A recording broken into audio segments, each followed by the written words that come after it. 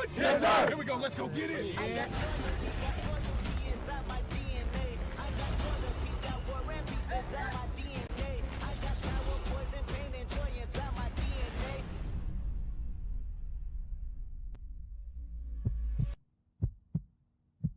Ask yourself, was it worth it? The sweat, the long nights, the sacrifices, was it worth it? Family on three. 1, 2, 3. Is your commitment stronger than your feelings? The lights, the field, the crowd will show you if you want it. Right. They don't know Mount Pleasant football. Right. We got Mount Pleasant football here tonight. Right. To be able to fight next to your brother is one of the greatest gifts you can ask for.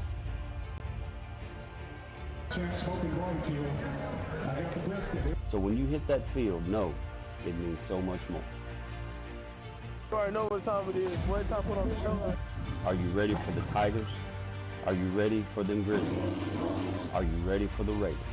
Are you ready for them Lions? All you gotta do is get in with me. Hey, it's not about our moms and dads. It ain't about grandma, grandpa. It ain't about anybody else. It's not about them. We're better. We know we're better. All right, yes, sir.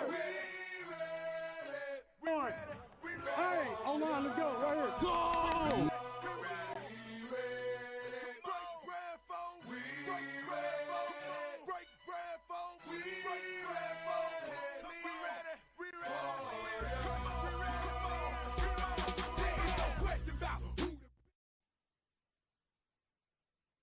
Ladies and gentlemen, welcome in to Mount Pleasant, Tennessee, the site of the 2024 High School Murray County Public Schools Jamboree. Welcome in to the broadcast booth. If you were just joined in on the game day show with Chris Yao and Drake Colley and Barry Duke for a lot of those moments, we appreciate you tuning in for that. And now we welcome you in upstairs in Mount Pleasant, Tennessee for the first matchup of the night here in Mount Pleasant on a freshly turfed field at Mount Pleasant High School. The Battle Creek Grizzlies, the JV roster, only a 9th and 10th grade team facing off against the JV team in the same city, the Spring Hill Raiders from Spring Hill, Tennessee. I'm Lewis Maddox, joined alongside Clayton Harris on 101.7 WKOM out of Columbia, Tennessee.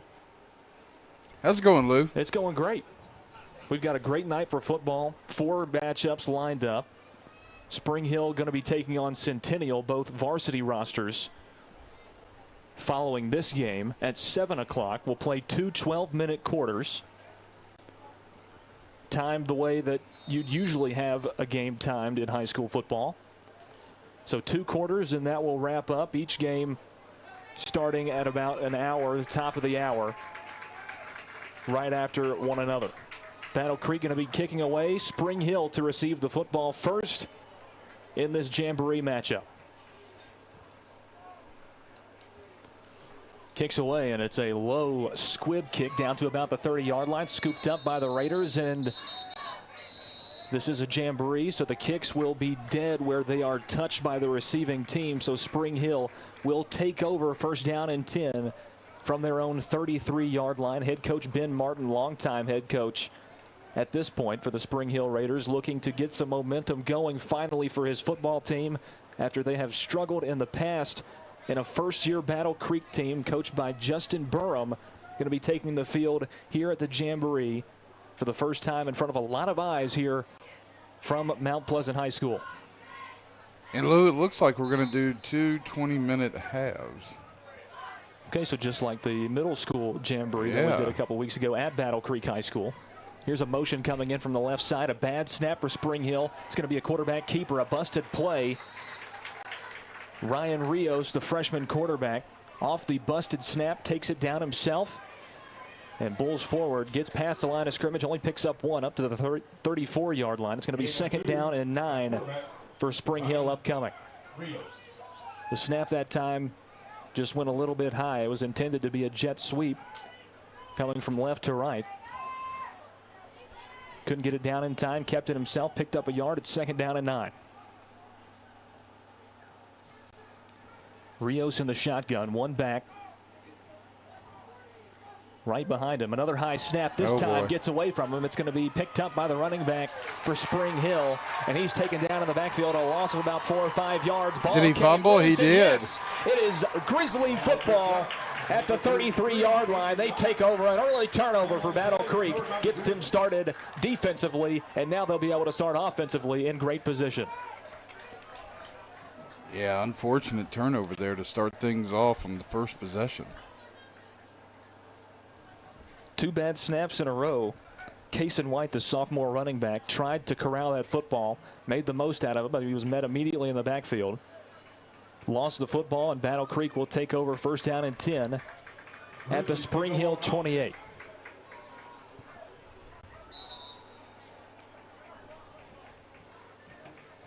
The freshman Colton Barba is going to be starting at quarterback for the Grizzlies of Battle Creek. Shotgun snap. It's going to be a handoff. Looking for room up the middle and cutting to the left side is Reeves Gill. So, excuse me, Jashawn Brown takes that carry. Picks up 5 yards. It'll be second down and 5 for Battle Creek upcoming. Barba in the gun. Jashawn Brown takes another handoff. This time met immediately in the backfield. First man there was number 76, Isaiah Ruth Santos, a sophomore offensive lineman and defensive lineman, comes up from that nose guard position and makes a great tackle, a loss of 2. And it's going to be a third down and about 7 to go. Under 17 minutes to go in this first half of play. First matchup of the Maury County Public Schools High School Jamboree. This time a man in motion for Battle Creek. It's a jet sweep around the right side. A little bit of room towards the edge, and it looks like a horse collar tackle. Not enough for the first down, but that penalty might push them, depending on what the call is. But it looks like run by Wells, flag on the play. The Spring Hill defender, number 26, Malik Bremer, got a little bit of that collar.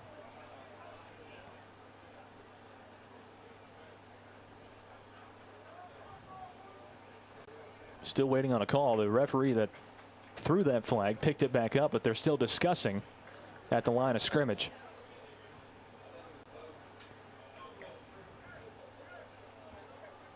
The back just barely made it up back to the line of scrimmage. Would be a 4th down and 7.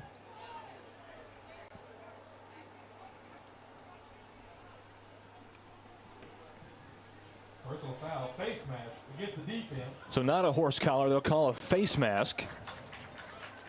Goes against Malik Bremer, the freshman linebacker. It's a 15-yard penalty in favor of the Grizzlies. They move up inside the 15 down to the 13-yard line where they'll have a fresh set of downs.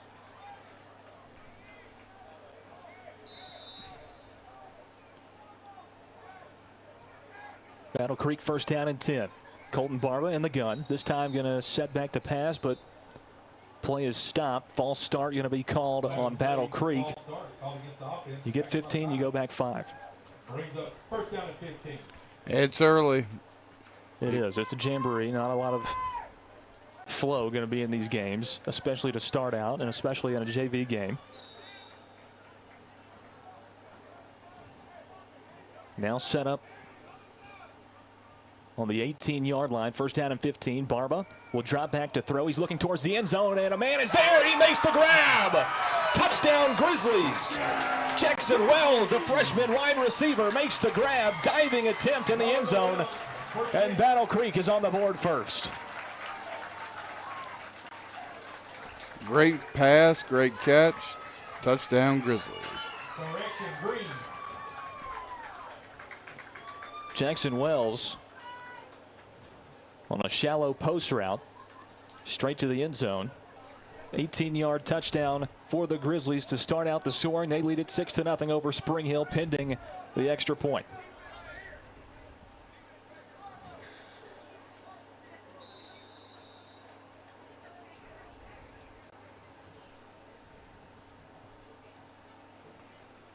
Extra point is dead, and even though it was dead, the kick was missed, so it's going to stay 6-0. Battle Creek on top of Spring Hill. No good. And we'll take a look, if you're listening on the live stream or looking at the live stream right now on Facebook, we'll take a look at this touchdown pass. Colton Barba, shotgun throw. Post to the end zone, diving grab by Jackson Wells in the end zone for 6. What a way to start out the Murray County football season, especially for a team that just became a team. That's right. Clock continues to run. 13:20 to go in the first half.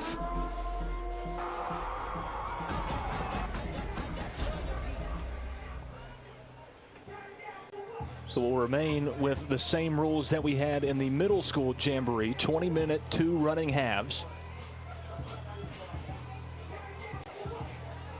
I believe the clock stops for some things, right? Does it stop? I don't think so. No, nothing. they're running this one at least.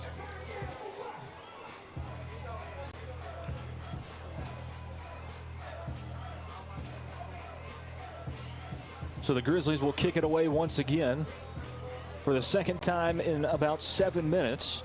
Spring Hill started out with the ball first, fumbled inside of their own 30. Battle Creek took over and took advantage. They lead it 6-0. Here's the kick from Battle Creek. It's going to roll down to about the 10-yard line, be scooped up there, and that's where it will be dead. Scooping it up for the Raiders, it's number 29, Christian Harris, a freshman wide receiver. He scoops it up. Spring Hill will take over first down and 10 from their own 10-yard line. And they just didn't have an opportunity in that first possession to get any flow going. 2 high snaps in a row, and 1 resulted in a fumble. Yeah, when you have bad snaps, it kind of messes up the timing of everything, and you saw it really hurt them right there on the second play.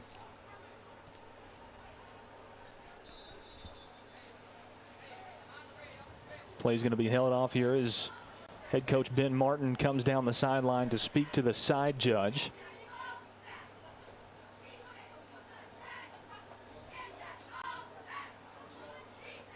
Discussing something.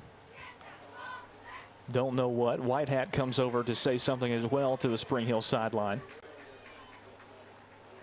I think they're going to move it to the 20. I think everything comes, since it's dead, everything comes out to the 20-yard line, maybe the 25. Looks like the 30. All right. And I believe I did hear that before play started, that everybody would be starting on the 30 after punts and kicks. So here we go. Spring Hill's second offensive possession. Ryan Rios, freshman quarterback in the gun, this time going to hand off, right side run, and it's going to be blocked up and stopped immediately. Just getting back maybe a tiny bit past the line of scrimmage, a pickup of maybe a yard. It'll be second down and 9. Kason White, the sophomore running back, on the handoff right there. But up front for Battle Creek, they were stout on that play. Only gave up a yard. It's second down and 9 for the Raiders. Snap was down that time. Looks like they do have a different center in the ball game. Rios in the gun. White behind him on his hip. He's going to take another handoff, this time up the middle. And once again, the Battle Creek, a host of Grizzlies come through the line barreling.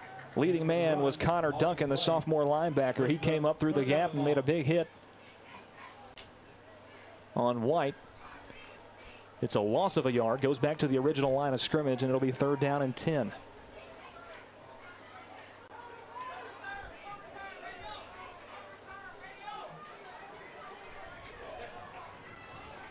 Actually, it was a loss of 2. Back down to the 29. Third down and 11. Another high snap. Whoa. Rios picks it up, gets it away. A good job by him. Screen pass to the right side and slipping on the turf and falling at the 36-yard line. Throw by Rios. Caught by number 28, Huffman. Noah Huffman on the reception right there. Picks up about 8 yards on the play. Still not enough for a first down. And it looks like the Raiders are going to send the punt team out. And when you have trouble on shotgun snaps, you're likely to have trouble on long snaps as well. So we will see how this goes, even though this should be a dead play. I think it is. So they'll try to get the punt away. Different man comes into long snap. Standing inside his own 40-yard line for the Grizzlies is number 15, Wyatt Summers, a sophomore defensive back and wide receiver. A rolling snap back to the punter. And he will pick it up and send one down to about the 39-yard line. It will bounce and be touchdown around the 35. which may be where the Grizzlies take over. They could be taking over at the 30 as well, but it looks like they're going to spot the ball at the 35-yard line of Battle Creek. That's where they will take over for their second possession.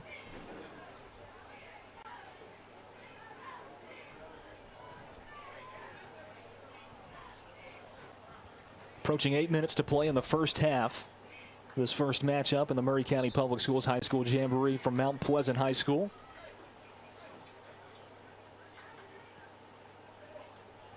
Battle Creek on top of Spring Hill 6-0.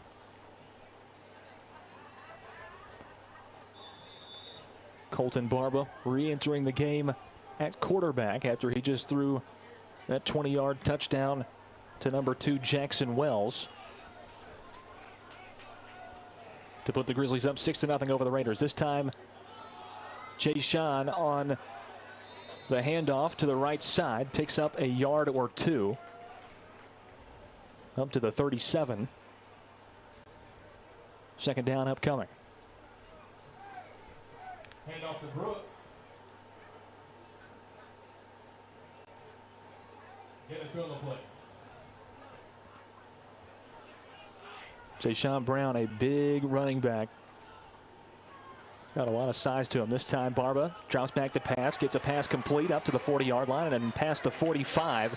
Wrestling down the wide receiver for the Grizzlies. Around the 48-yard line is where it will be spotted. It's enough for a fresh set of downs for the Grizzlies. First down and 10 on the reception for Battle Creek, number 20, Landon Crawford, the freshman tight end. A host of Raiders on the tackle. Up-paced tempo from the Grizzlies. This time, Jay-Sean Brown on the handoff to the right side. He will pick up a good gain of about 4 yards up to the 48-yard line of Spring Hill. It's going to be second down and 6 with 6:25 remaining in the first half.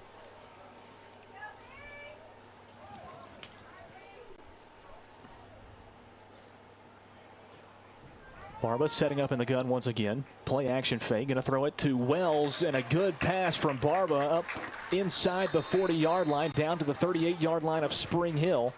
Jackson Wells, who received the touchdown throw from Barba, makes the grab right there, and another set of downs for the Grizzlies upcoming.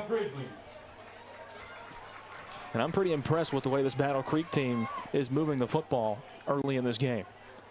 Barba takes the snap. This time hands off Brown. Right side, picks up a very good gain inside the 30-yard line, right at the line to gain, maybe past it. A pickup of 10.5 yards, only needed 10. Another first down for the Grizzlies. This time inside the 30-yard line, and they are moving the ball very, very well.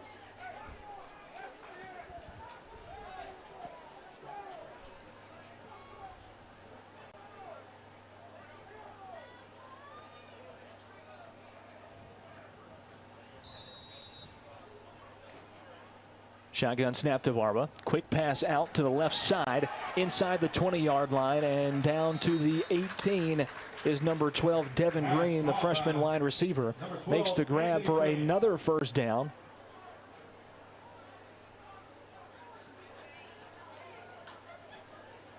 Battle Creek's moving. Barba doing a good job controlling this offense. They look very efficient.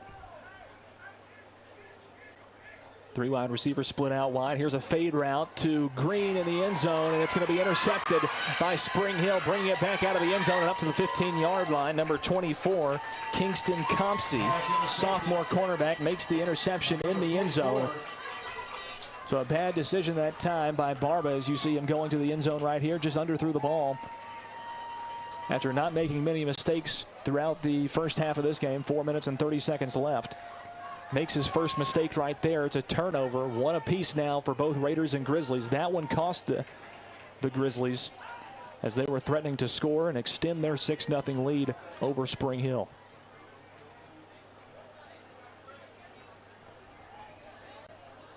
So the Raiders come back out for their third possession of the afternoon. Ball going to be spotted on the 13-yard line for Spring Hill. Ryan Rios in the shotgun. Spread out formation. He's going to throw towards the sideline and almost An interception and a house call for Battle Creek as screaming off the edge was Jose Barron. Came off the edge from his corner spot and almost picked off that ball from Ryan Rios at the 10-yard line and took it back to the house. Bounced off of his face mask and just couldn't make the grab, as you see right there on the instant replay.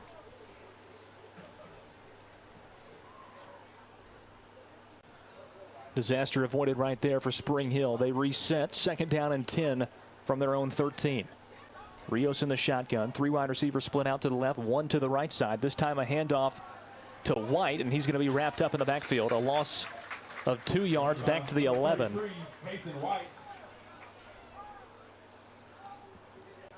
And it's going to bring up a 3rd down and 11.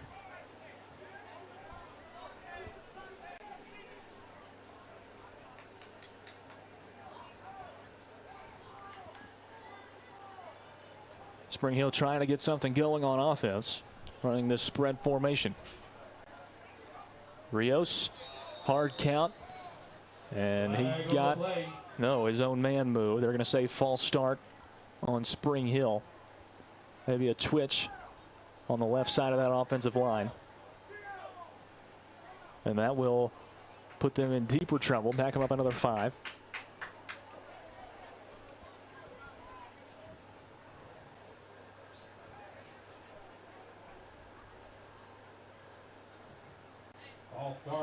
That'd be a half a distance to the goal, so yeah, not good. So it turns into a 3rd down and 16. They'll spot it at the 7 of Spring Hill. Clock winds with 1:40 to play in the first half. Rios in the gun. White on his left hip takes the high snap. Going to be a screen out to the left side. Try to get it to White, and it'll roll out of bounds. Incomplete as the pass brings up 4th down and 16. Another fruitless possession for the Raiders on offense. And they will bring out the punting unit to send it back over to Battle Creek.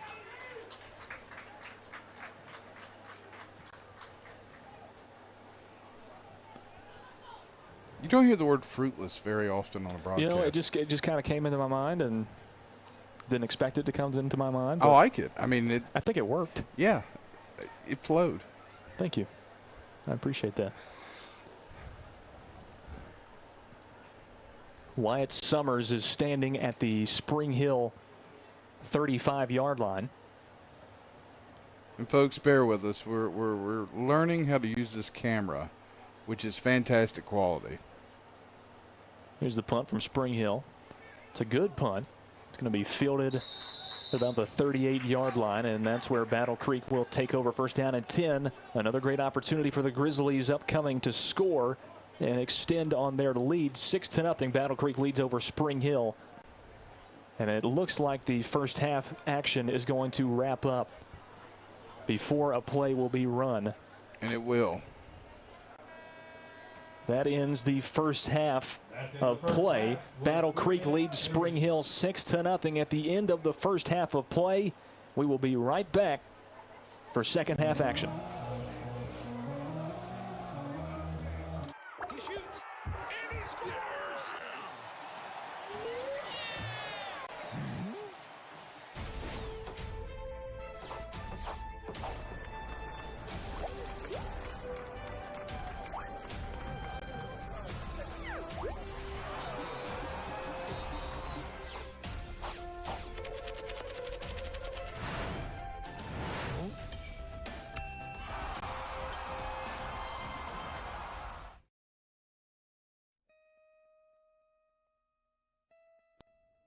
Hello, this is Rick Whitley from Jones Lang Sporting Goods. Glad to have you with us today, and we're proud to be a sponsor of local athletics in Murray County and the surrounding areas. We've been in business here at Jones & Lang since 1966, and we can meet your needs. It's springtime now, and we've got soccer, baseball, spring football, and many other things, so please stop by and see our selection. Remember, Jones & Lang Sporting Goods, the look of a winner.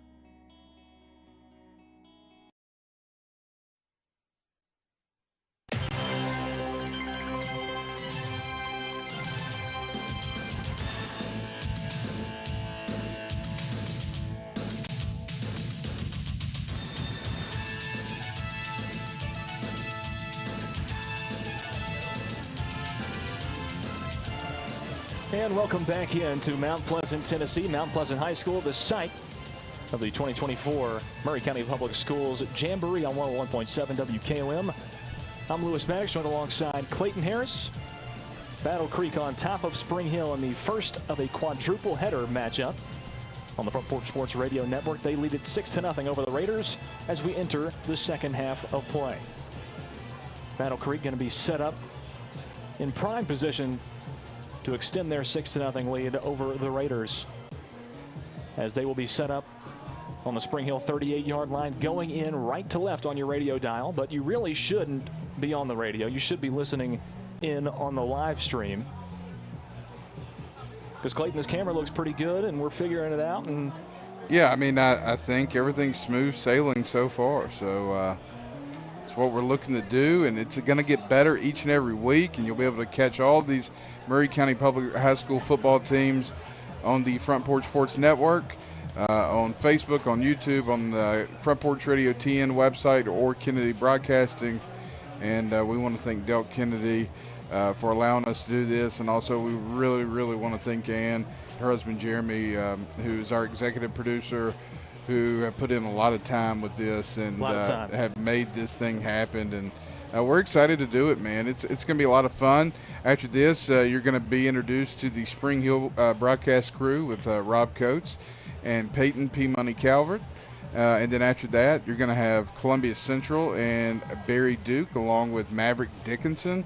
That will be at 8 o'clock. And then tonight we'll have Coach Mike Lyle and Seth Campbell on the Mount Pleasant call. So we're really excited about that and hope everybody enjoys it.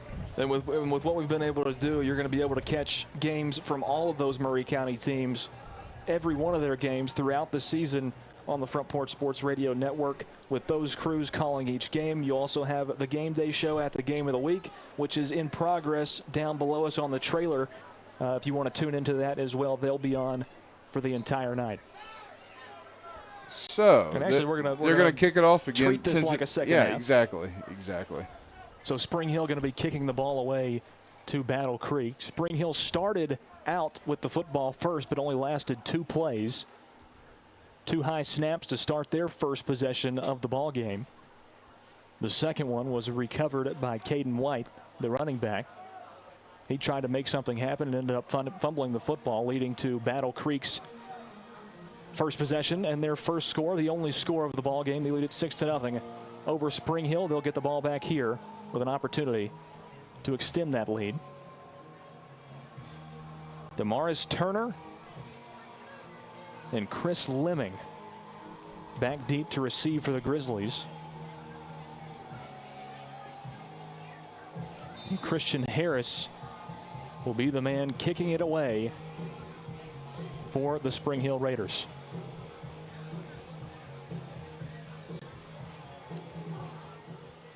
They'll kick it away from the 40. Here's the kick going towards Damaris Fleming, and he will scoop it up around the 25-yard line, and it will be blown dead right there. Jamboree rules.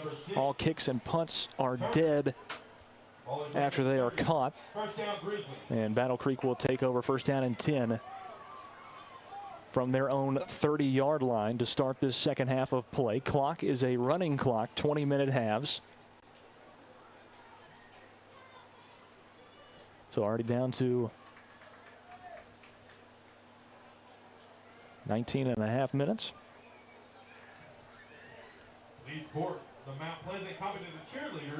Colton Barba coming back out to lead this offense. Threw a touchdown, also threw an interception in the end zone. Been an up and down night for him, but mostly up. He's made some great throws and has commanded this offense well. Trips out to the right side. And these are all freshmen and sophomores. Yes. A great throw out to the outside to Chris Lemming. He makes the grab and runs his way up to about the 43-yard line. It's a first down for the Battle Creek Grizzlies. A little sideline warning against the Grizzlies. They just want to feel more of this fresh turf. It's beautiful, isn't it? It looks good. Haven't seen a lot of slipping so far. Barba takes the shotgun snap, looking deep. facing pressure, rolls out to his left side, and he's going to be clobbered around the 37-yard line. Ball came free, and Spring Hill scoops it up. There was a flag, 2 flags thrown on the play. I think it was on Battle Creek for an illegal shift. Looked like the receiver took off before the ball was snapped. I kind of saw that too, but they let the play go on, and I was hoping that wasn't going to be a penalty. They threw it right when the we could have a penalty. Hit. They could have a penalty on each team. It could be offsetting, which would cause a replay of the down.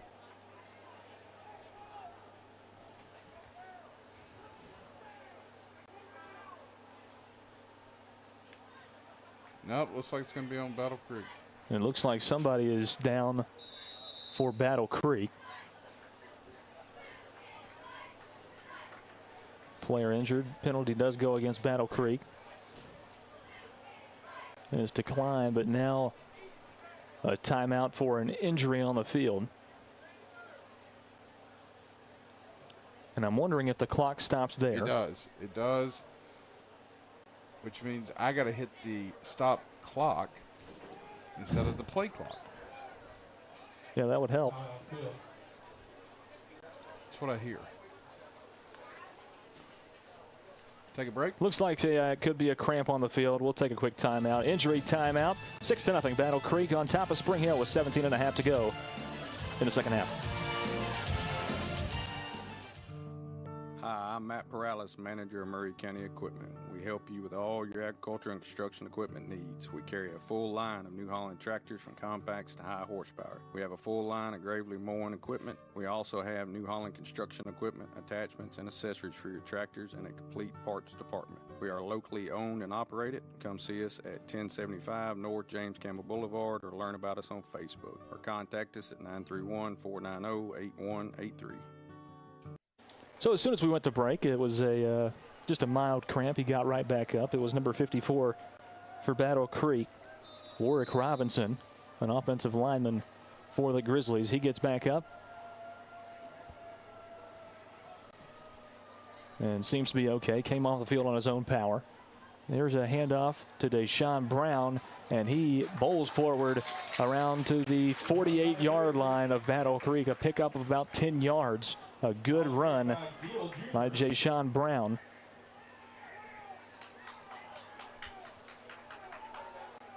So it's going to be 3rd down and about 5. Battle Creek quick to the line, and a great play by Spring Hill defensively. Coming through and making the play was Manny Booker, a freshman defensive lineman, playing that 3 technique, slid down the line, slipped through, and made a great tackle on Brown in the backfield, and it brings up 4th down. You're watching on the live stream, you can see Booker slide through that offensive line and make a great play. Loss of 2 on 3rd down and 5 brings up a 4th down and 7. That loud noise we heard in the background could be lightning. The Perryweather situation, as Mount Pleasant Principal Eric Hughes is out there with the officials.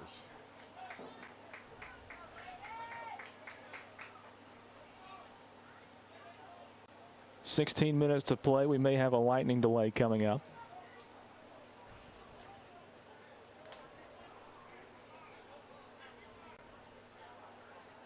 And both teams are going to be going to the sideline. We'll take a quick timeout, figure out what's going on, and tell you what's going on in just a few minutes.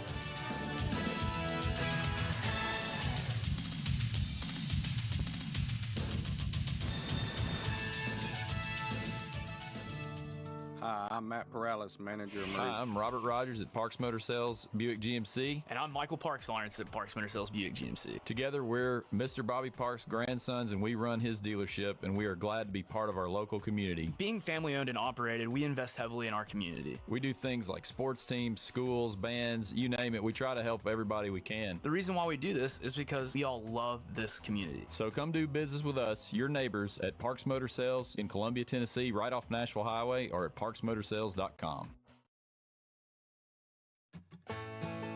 Farmer Johnny here, Taylor Family Farm. Want to give y'all a little look-see.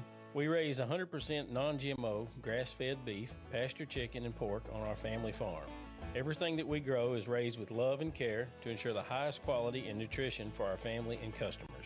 You can shop online at TaylorFamilyFarmTN.com or visit our farm store in person at Etheridge, Tennessee at 301 Dave Reisner Road. That's TaylorFamilyFarmTN.com for more information.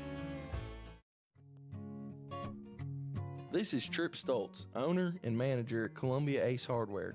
We have changed our store hours to better serve our community.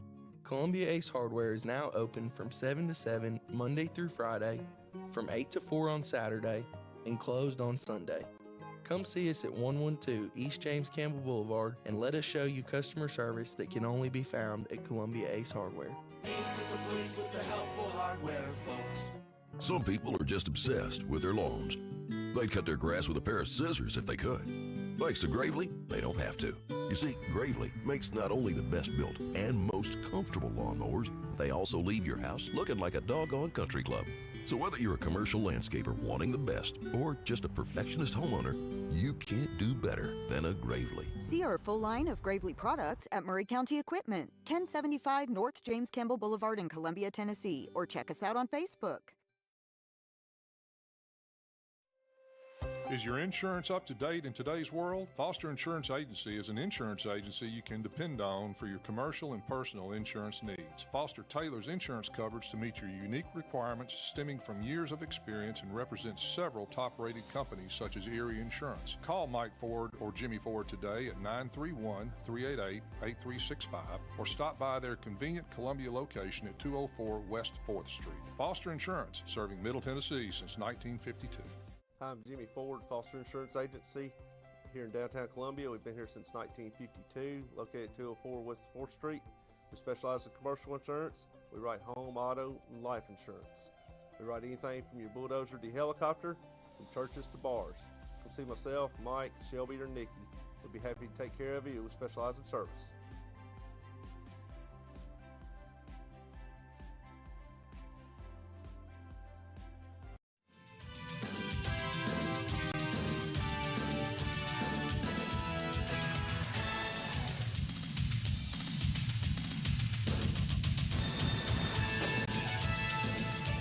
Back at Mount Pleasant High School in Mount Pleasant, Tennessee. Lewis Maddox, Clayton Harris on the call for 101.7 WKOM. Well, we've had a little bit of a setback. 6-0 Battle Creek with 16-17 to go in the second half of play. And we have experienced some lightning in the Mount Pleasant area. 30-minute delay upcoming. So we will take it from the broadcast booth and send it back down to our friends, to the game day crew that you can see on the live stream down there. It looks like they've got some members of the Spring Hill. Looks like Ben Martin, the head coach for the Spring Hill Raiders, down on the game day show with Drake Colley and Chris Yao. Drake's always got a lot to say.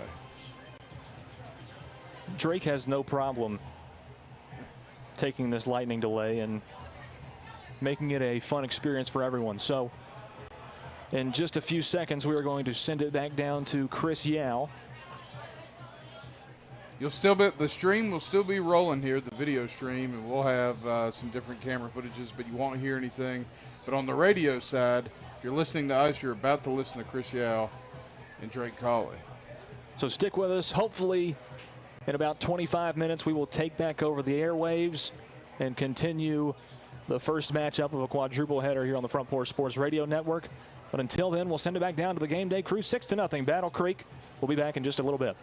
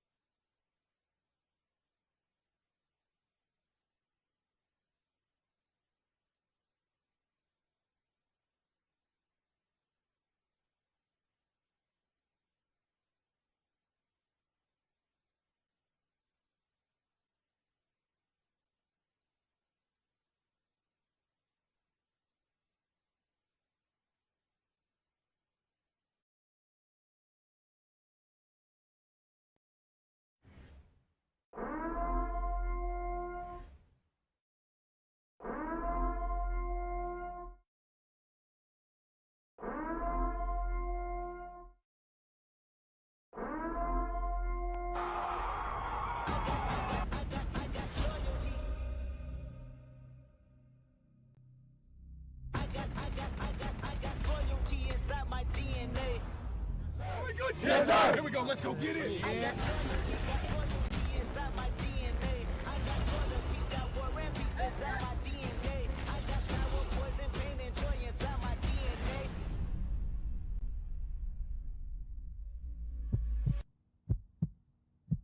Ask yourself, was it worth it? The sweat, the long nights, the sacrifices, was it worth it? Family on three. 1, 2, 3. Is your commitment stronger than your feelings? The lights, the field, the crowd will show you if you want it. Right. They don't know Mount Pleasant football. Right. We got Mount Pleasant football here tonight. Right. To be able to fight next to your brother is one of the greatest gifts you can ask for.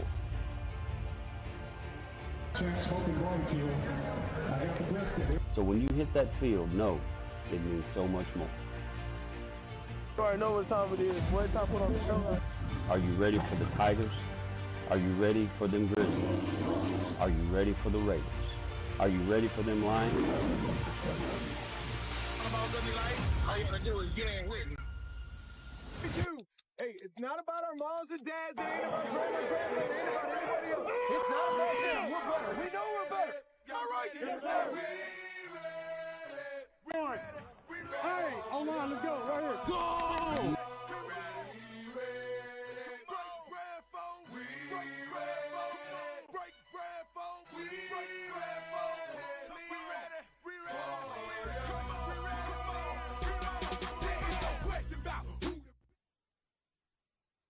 And welcome back in to Mount Pleasant, Tennessee. Weather delay is over. Battle Creek with the football. We will resume right where we started. It's 4th down and 7 for the Grizzlies at their own 46-yard line. Snap taken by Barba. Handoff Jay-Sean Brown. He runs over a man as he crosses midfield. Picks up about 4 yards. Doesn't get to the line to gain. It's going to be a turnover on downs for the Grizzlies, and the Raiders will take over down by 6 to the Grizzlies at their own 49. Ryan Rios getting the play in from the sideline. Coming back in at quarterback, the freshman for Spring Hill.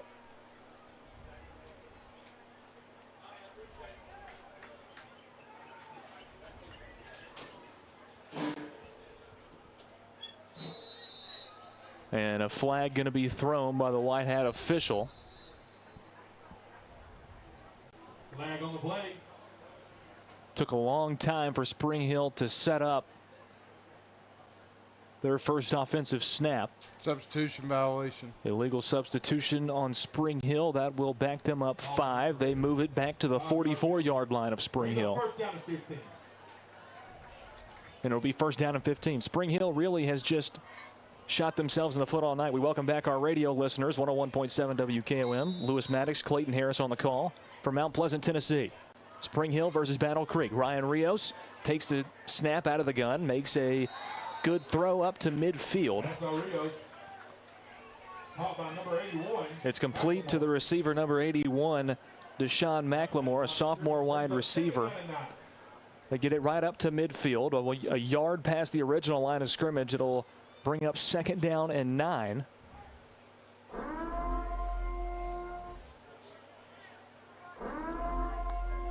Ryan Rios in the shotgun. White on his left-hand hip. Hands it off to White. A little bit of space out towards the right side. Off tackle. A good run by Caden White. Gets past the line to gain inside the 40-yard line. Down to the 38. And it's a 1st down and 10 for the Spring Hill Raiders. Good run off tackle there. I'm trying to think, that might be Spring Hill's I think it first down of the evening. They finally have a little bit of rhythm on offense coming out of this weather delay. Shotgun snap to Rios. Pressure in his face immediately, and he's going to be wrapped up and taken down back outside of the 45-yard line at the 47 of Battle Creek. If you go back and look at the replay, just a rush off the edge there. A great job by Battle Creek defensively. And he just came unblocked. A great job by Connor Duncan, the sophomore linebacker, coming off the edge on that left side of the line. 2nd down and 20 for the Raiders. Rios takes the snap, long ball down the sideline, coming back and not being able to make the grab, and a flag thrown. A lot of contact down the field. That was Jonathan Cannon. Let's look at the replay here, see what maybe there was a grab, and yeah, it's a late grab. Pass interference. Defensive back. It's actually Julian Crowder who drew that penalty. If it is what we think it is, defensive pass interference on the Grizzlies. In coverage was number 6, Damaris Turner, the freshman defensive back for Battle Creek. And yes, they will call it on Turner. It'll be a 15-yard penalty. Takes the Raiders up to the 31 of Battle Creek, where they will set up and have a second down and 4 yards to go. Line to gain is the 28. It's actually a long 3. Rios in the gun, takes the shotgun snap, drops back, quick throw out to Crowder, and he makes the grab inside the 25, loses the football. They'll say he's down before the ball came out. Flag in the backfield, though. And that was thrown right around the time that the pass was thrown by Rios. You'll see that play on the instant replay on WKOM on our Facebook page. Good throw from Rios. Oh, that ball, I think that ball was coming out. And in live timing, it did look to me like a fumble. Right there.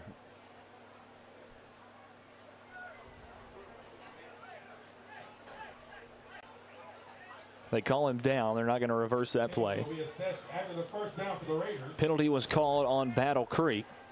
Personal foul. A personal foul penalty.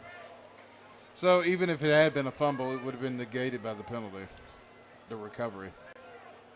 Columbia Central Lions have made their entrance, as well as the CPA Lions. That'll be our now closer to 8:30 matchup. Ryan Rios in the shotgun, first down and 10 for the Raiders at the Battle Creek 12-yard line. Shotgun snap, bubble screen out to the right side, and White couldn't handle it. Kaysen White, the sophomore running back. It's a good throw from Rios, just couldn't haul it in. And brings up second down and 10. 10.5 minutes to play in this football game. 2 20-minute running halves. Battle Creek on top 6-0 over Spring Hill.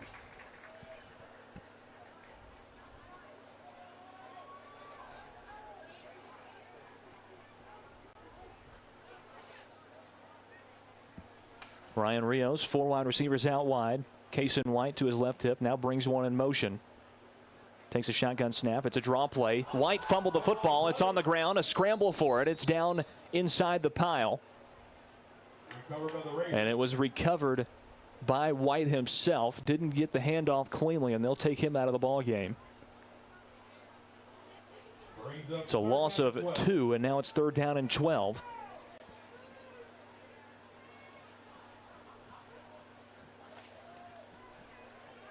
Entering at tailback for the Raiders is number 36, Liam Elliott. Another freshman on this JV squad. 2 freshmen in the backfield for the Raiders. 4 wide receivers split out wide. Look at a false start right there. They don't call it. Rios. Quick pass, and it's incomplete as not being able to haul it in. Pass incomplete.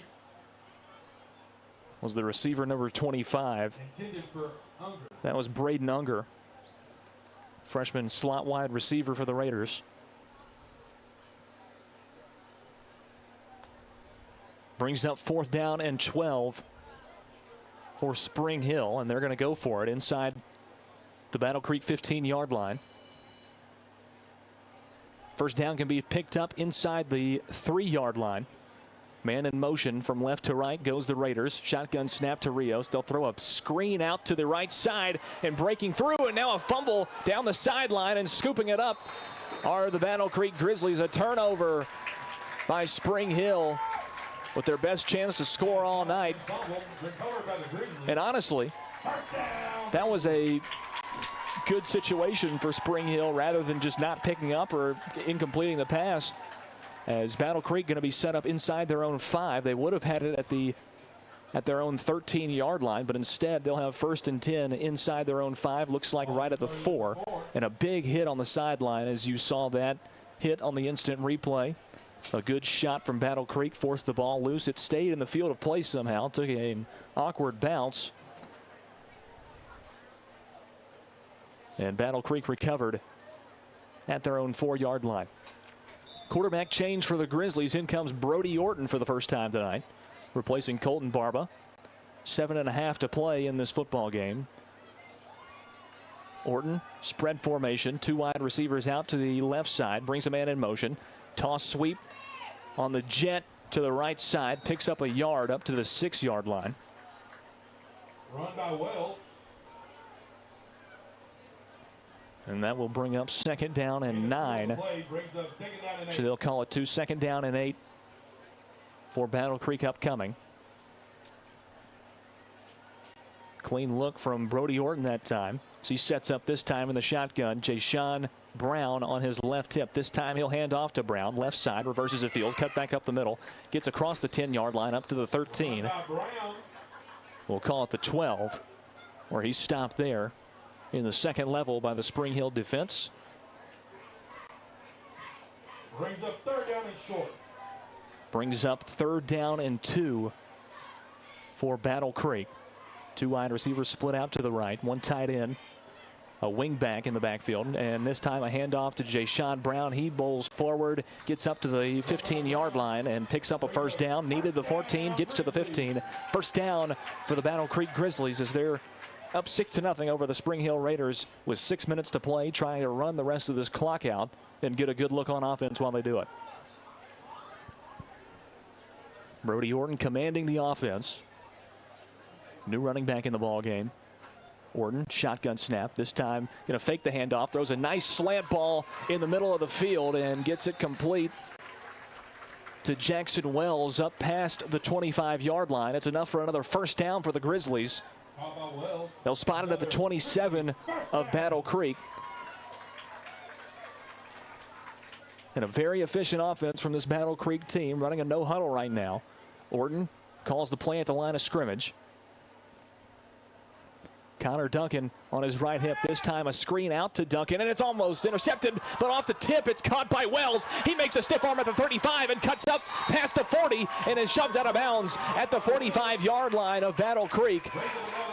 Disaster almost turned into a great opportunity for Battle Creek. They pick up another 1st down. And we'll see the instant replay right here. Trying to get a screen out to Duncan. It was in front of him and almost an interception. Bounces off. Wells catches it. Went in between the defender's hands.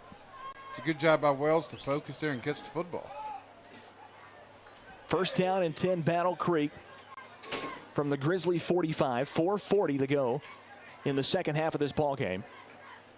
Orton, shotgun snap, drops back to pass, has time, goes downfield, and he's looking for the long ball, and he's got it! Perfect pass from Brody Orton, 10-5, touchdown! Orton's hyped up, touchdown Grizzlies at the 4:20 mark of the 2nd half, and they now lead it 12-0 over the Raiders from Spring Hill.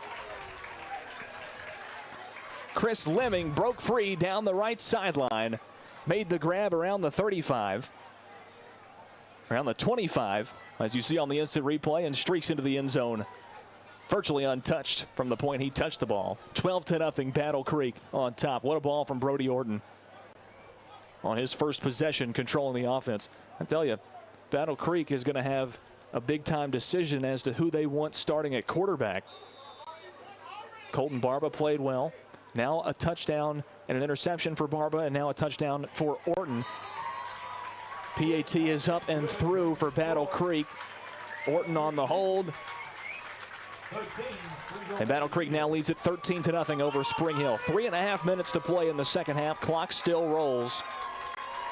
Here's that replay once more. Brody Orton all day to throw. Launches it up in the air. Catch made by Lemming at the 25, and he streaks in for the home run ball. That's got to be exciting to see for a team in their first year. The way they're able to control their offensive tempo in the way that they're able to execute their offense the way that they have tonight. We mentioned it in the first quarter. I mean, they're just very efficient offensively, and that's all you can ask for if you coach Burham.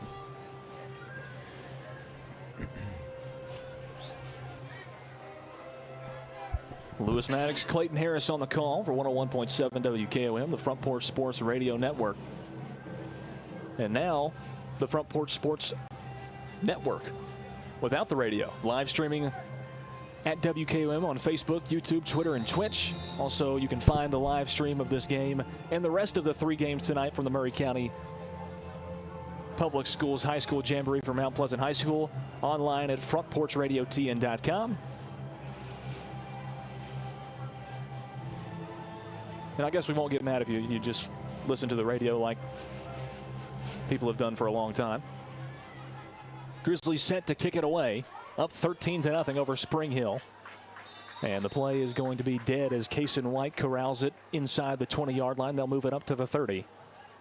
And Spring Hill will take back over with 1 minute and 50 seconds remaining in this football game.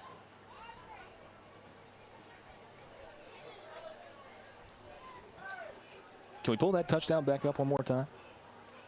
Absolutely. Brody Orton, about 10 yards on the drop back, just launches it up. They ran Fox. They faked the screen, sent the slot guy down the field. It looked like he was going to block, and he took off. Here's Ryan Rios. He's going to load up to launch it long, and nobody was home. He was trying to get it down the field to Noah Huffman, the freshman wide receiver. In coverage was Jose Barron, freshman defensive back. He had the best shot at it, but it was overthrown to everyone. Falls incomplete, brings up 2nd down and 10. Ticking down to 1 minute to go in this game. Spread formation for the Raiders. High snap, Rios corrals. Quick slant on the inside. Caught at the 35. A pickup of 5. Brings up 3rd down and 5 for the Raiders with 45 seconds remaining. They had a very good opportunity to score on their last possession, but came up short, fumbled the football on 4th down and 12 at their own 13. Brings up 3rd down and 5. Kason White back in the ball game. Rios takes the snap, quick slant inside, it's dropped.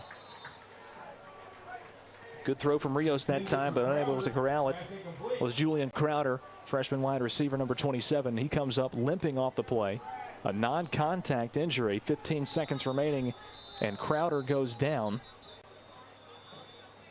And we will stop the clock with 8 seconds to play.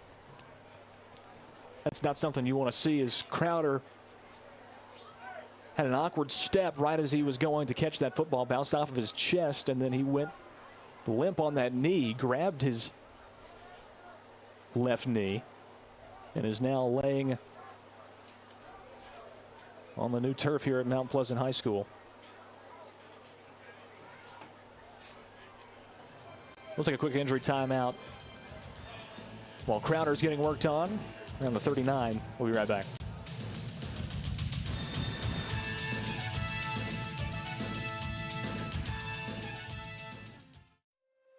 Is your insurance up to date in today's world? Foster Insurance Agency is an insurance agency you can depend on for your commercial and personal insurance needs. Foster tailors insurance coverage to meet your unique requirements stemming from years of experience and represents several top-rated companies such as Erie Insurance. Call Mike Ford or Jimmy Ford today at 931-388-8365 or stop by their convenient Columbia location at 204 West 4th Street. Foster Insurance, serving Middle Tennessee since 1952. Hi, I'm Jimmy Ford, Foster Insurance Agency here in downtown Columbia. We've been here since 1952, located at 204 West 4th Street. We specialize in commercial insurance. We write home, auto, and life insurance.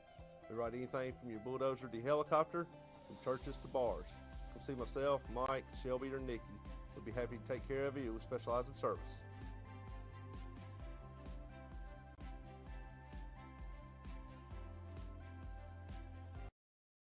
He shoots, and he scores!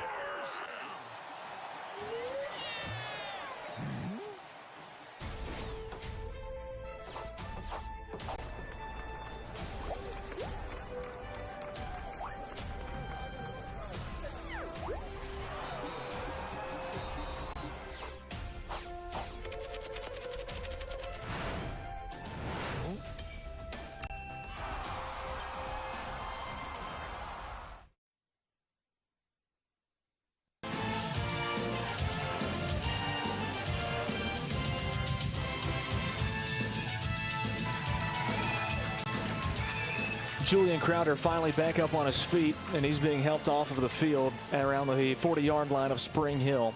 Can't put any weight on that left leg. Came up limp on that knee, and you hate to see that, especially in a jamboree to open out the season. They're going to just carry him off the field, but that's going to be the final of this first matchup as we have another weather delay coming in. The lightning siren has gone off once more, and it looks a little gloomy towards the right side of the field in the distance over towards Woody Elementary School. And so that's going to wrap up the coverage for this first matchup of the quadruple header here on the Front Porch Sports Radio Network. 13-0, Battle Creek gets the victory over Spring Hill. We saw a lot of good things from Battle Creek right there. 2 touchdown drives, some mistakes, obviously, in a JV opening matchup in a jamboree. But final score 13-0, Battle Creek on top of Spring Hill. Spring Hill and Centennial will follow the weather delay. Rob Coates, Peyton Calvert will be on that call here on these same airwaves. Stick with us. We'll send it back down to the game day crew. For Lewis Maddox, for Clayton Harris, I'm Lewis Maddox. 13-0 Battle Creek. So long for now from Mount Pleasant. We'll rejoin you in just a few minutes after the weather delay.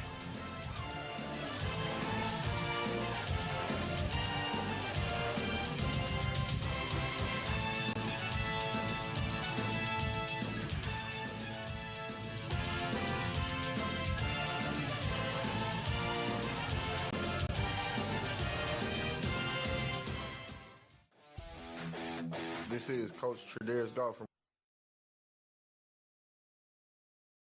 Columbia Central High School football. You are listening to 101.7 WKOM in Columbia, Tennessee. Hi, I'm Robert Rogers at Parks Motor Sales Buick GMC. Parks Motor Sales was founded by my granddad, Bobby Parks, and my great-granddad, Julian Mays, in 1958. We've been family-owned the whole time, and being family-owned, locally owned, means you get to get your next vehicle or your existing vehicle serviced by the same people who stand in the grocery line with you, drop their kids off at the same school you do, and smile and are happy to see you when they do. So come see us at Parks Motor Sales in Columbia, Tennessee on 919 Nashville Highway or parksmotorsales.com. Are you thinking about a new fence? Maybe you need a pole barn. Then you should give Sands Fence Company a call. That's 931-309-1644. Will Sands has built his business based on the principles of honesty, quality, and integrity. Sands Fence Company has been in business for over 20 years, providing the community with farm, residential, and commercial fencing, as well as pole barns and buildings. Call today for a free estimate. Sands Fence Company, 931-309-1644. 931-309-1644. Hi, I'm Steve, the Garbage Man. Are you new to Maury County? We want to welcome you and your family. We are a local residential garbage service, and we want to be your garbage man. We've been around for over 30 years, so we have a reputation. Check us out at garbagemaninc.com or call Mike at 931-540-0919. You could also ask your neighbor. 931-540-0919. Hi, this is Terry Tillis from Tillis Jewelry. Here is what some of our customers are saying about us. Great people, the place to shop for fair prices and great craftsmanship, beautiful vintage and custom jewelry. Thank you, Beth. That is our goal. Stop by and see for yourself. Make sure to follow us on Facebook and Instagram. Tillis Jewelry, downtown Columbia, owned and operated by Rick, custom designer, and Carrie, registered gemologist, assuring you the best jewelry value and expert services. This is Trip Stoltz, owner and manager at Columbia Ace Hardware. We have changed our store hours to better serve our community. Columbia Ace Hardware is now open from 7 to 7 Monday through Friday, from 8 to 4 on Saturday, and closed on Sunday. Come see us at 112 East James Campbell Boulevard and let us show you customer service that can only be found at Columbia Ace Hardware. Ace is the place with the helpful hardware, folks. Do you have trees that need trimming or removed? Do you have stumps that you want ground? A1 Tree Removal is a family-owned and operated business local to Columbia and Lewisburg and servicing surrounding Middle Tennessee. They are licensed and insured and provide free estimates. No job is too big, no tree is too small. Give old Luke a call or text Luke at 931-359-3113, or you can check them out on Facebook and tell A1 Tree Removal that you heard this ad on the radio. If you love America, you will love A1 Tree Removal. You're not just a homeowner, you're also an ice maker that didn't read the job description owner. Fortunately, you've got heating and cooling built and tested to keep going. American Standard Heating and Air Conditioning, built to a higher standard. Call Davis Heating and Cooling at 931-388-2090 for all your home comfort needs. Davis Heating and Cooling is your local independent American Standard dealer and proudly serves the Murray County area. Find Davis Heating and Cooling online and on Facebook or call today, 388-2090. If your car was damaged in an auto accident, chances are you would fix the car. So why wouldn't you give the same attention to yourself? After all, your spine received the same impact as your vehicle. Untreated whiplash traumas to the spinal column may lead to conditions such as headaches, numbness in the arms, neck and back pain, or even arthritis of the spine. The doctors at the Dr. Gill Center specialize in detecting and treating such injuries that are a result of an auto accident. Call today to schedule your consultation at 615-794-0800 or go to callmepainfree.com. Hey, this is Seth Moss at Tennessee Valley Equipment, a premier FAE PrimeTech, Bandit, and Surex dealer. We are your dealer for all of your land clearing and forestry mulching needs. We sell equipment, provide repair service, and parts along with a rental fleet of mulching equipment. We also offer mulching teeth, blades, and sharpening. Our number one priority is getting you up and running as quickly and affordable as possible. Tennessee Valley is located at 300 Santa Fe Pike in wonderful Columbia, Tennessee. Stop by or give us a call today at 931-981-9812. This is Debbie Matthews with the Nashville Realty Group, and if you've been paying attention, you know the housing market has been tough, but rates are beginning to thaw. So if you're thinking about selling, the time to jump in is getting better every day. But if you're thinking about buying, and those interest rates are still a little bit too high, a good agent knows how to negotiate interest rate buydowns, and I'm a good agent. So call me, Debbie Matthews with Nashville Realty Group, 615-476-3224. This is Trip Stoltz with Columbia Ace Hardware. I love listening to 101.7 WKOM FM, Columbia, Tennessee.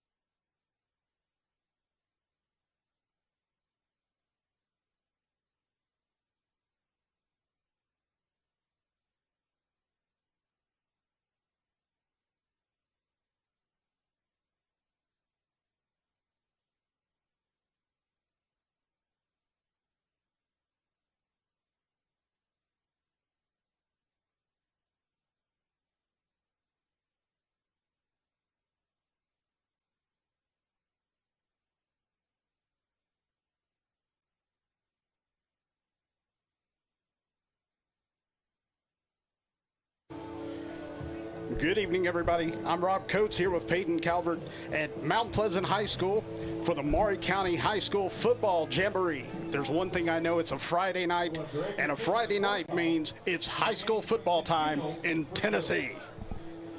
I'm absolutely ecstatic. This is like Christmas for me, Rob, man.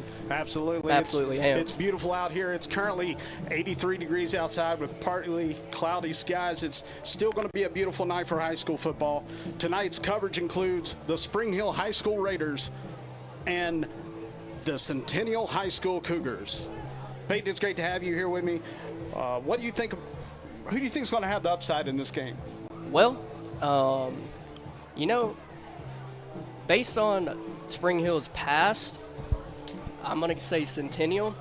Spring Hill has unfortunately not had the greatest football programs. Looking to turn it around this year, make something happen. Yeah, I know Coach Martin's been working really hard to turn that around, working hard in practices, and I'm excited to see kind of what they do tonight and see if they can take it to the next level and take the program to the next level. Absolutely.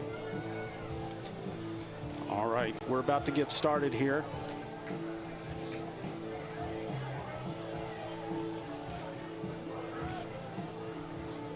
Let me just say the turf looks amazing out here at Mount Pleasant. Maury County Public Schools has done a great job with the turf all across Maury County.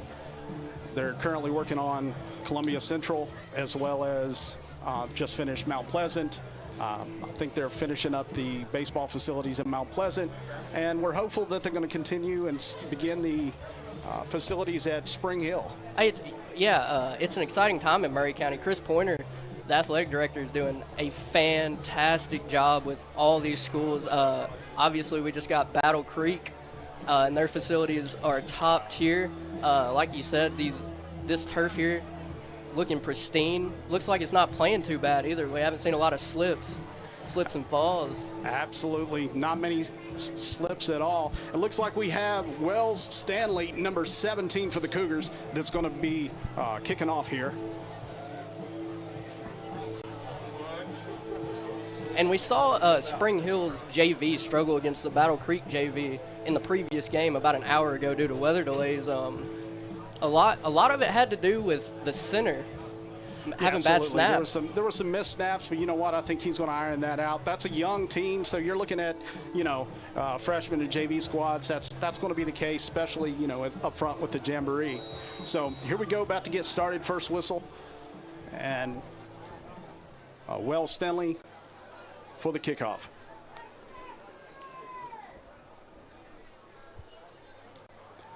Really nice kick, kind of deep, back to Spring Hill, and it's a catch. And I believe they'll probably start at the 30. That is correct. Due to the Jamboree rules. We got a running clock as well.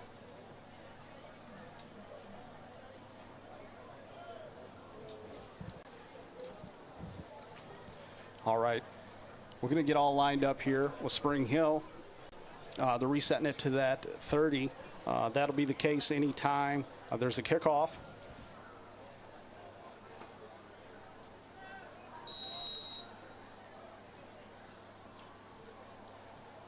All right, we have the QB lined up. Shotgun formation, Twins on the left. Ball on the ground up the center for a gain. Slight gain, maybe 1 yard. Down by a host of Cougars. Just a little handoff up the middle, filling the defense out. Didn't get a huge gain there. Absolutely, shotgun formation. Twins on the left, one on the right. Ooh, looked like somebody jumped on defense. No encroachment. See no flag on the play. In the air on the left side, with a gain of about 4 yards. Pass called by the Raiders. That puts us at third down. Brings up third down and 6. And 6 to go. We got 19:07 on the clock. Centennial 0, Spring Hill 0.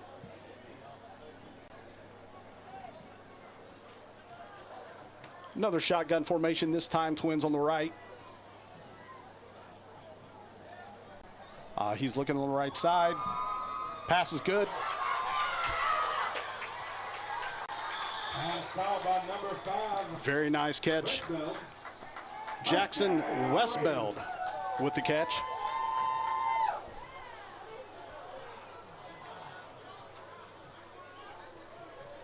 That brings first down Pass thrown by Ike. about 48.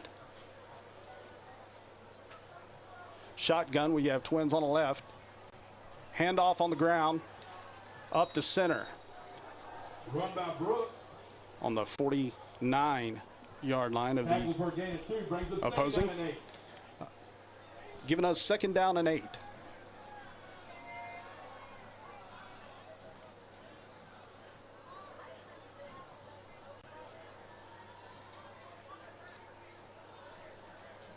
Shotgun formation, twins on the left, receiver on the right. Looking to the left side, we've got a pass. Ooh. Almost a one-handed catch. That would have been but, gnarly. yeah, absolutely, it's incomplete, unfortunately. But very valiant effort. Big receiver there. Climb the ladder. We're still about at the 49-yard line of the opposing. Cordell Isaac, the quarterback for Spring Hill. Shotgun formation. We have motion right.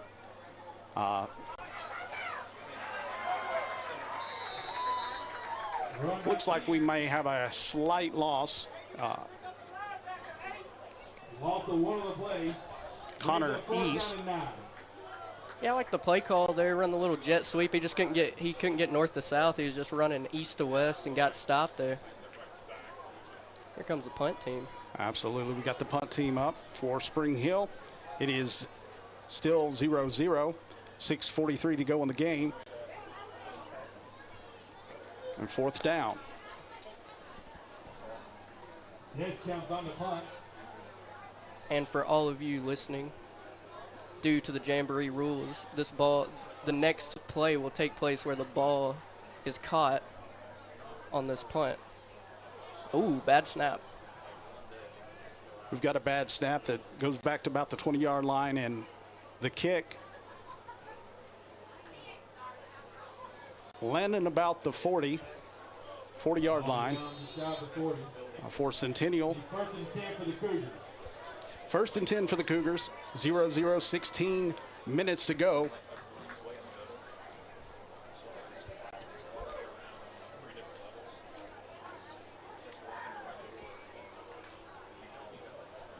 My apologies, I was wrong. They start after every special teams play, it goes to the 30.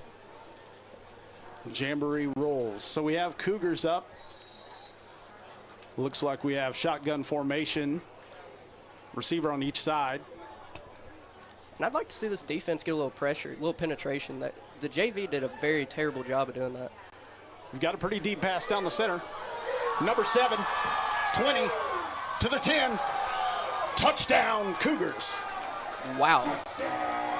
What a dime. What a catch. What a catch. What a run. That was a beautiful pass. Let's take a look at that replay real quick. All right. Just a beautiful pass. Spiraled up really nice. Turns on the jets, and he's absolutely gone. Looks like they're going for the kick here.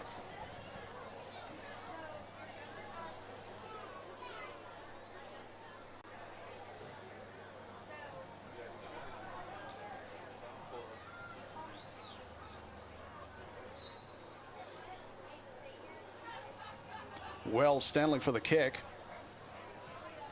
Beautiful through the uprights. And it is good. That brings us to Centennial Cougars 7, Spring Hill 0 with 4:15 to go in the quarter. Well, Centennial come out with a quick hitter. They absolutely did. See if Spring Hill will respond here. You know, I sure hope they do. I know they've been working hard for it, and I know that they're due for it. So let's see what we can do on the return. I'm going to guess it goes to the 30. What about you? You know what? I'm going to go ahead and go that we can do a little bit better than that. I'm going to root for that. Let's root for that.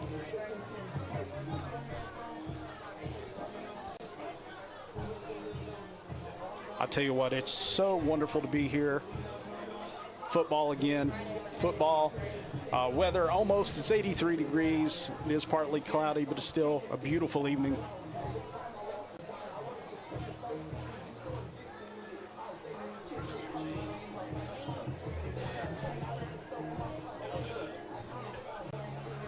All right, we have Centennial's kicker, Wells Stanley. That's a junior from Centennial, about to kick off.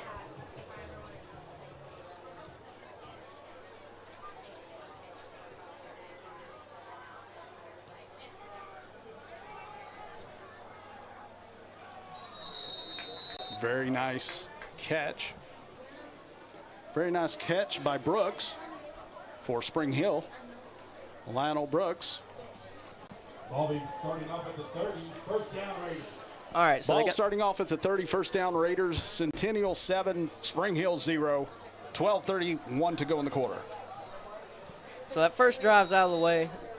Got the jitters out. Let's see if we can move the ball. Absolutely. Let's get it moving here. We've got shotgun formation. Ball in the center of the field.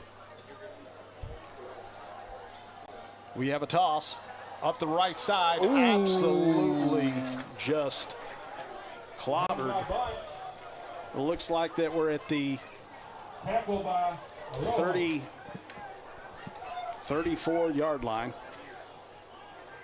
That linebacker came out over there and laid the boom. He did. Shotgun.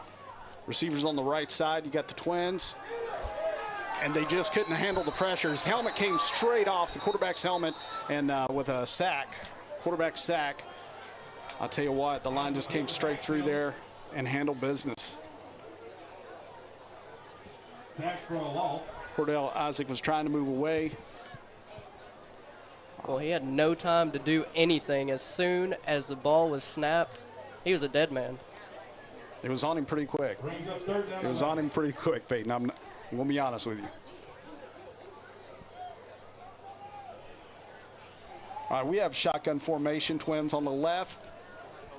Ball on the right side, hash of the field. Looking to pass left, and the catch is good. First down, number 17 on the 49-yard line. And he put that ball right where it needed to be. Let him up the field. Nice completion, nice first down. Absolutely. So it looks like we've got shotgun and trips on the right. Handing off down the middle with a slight loss. We're sitting at about, well, not much of a loss. I think we're hanging out where we were, 49. So that brings us to second down, 2 and 10. Ball's on the right side of the hash. Shotgun formation, trips on the right. We have motion number 22. The quarterback keeps it. Quarterback sneak. Quarterback keep by Isaac. Short man on the play. That motion didn't really fool the defense too much. Third down and 9. It didn't. It put us at third down and 9 on the 50-yard line.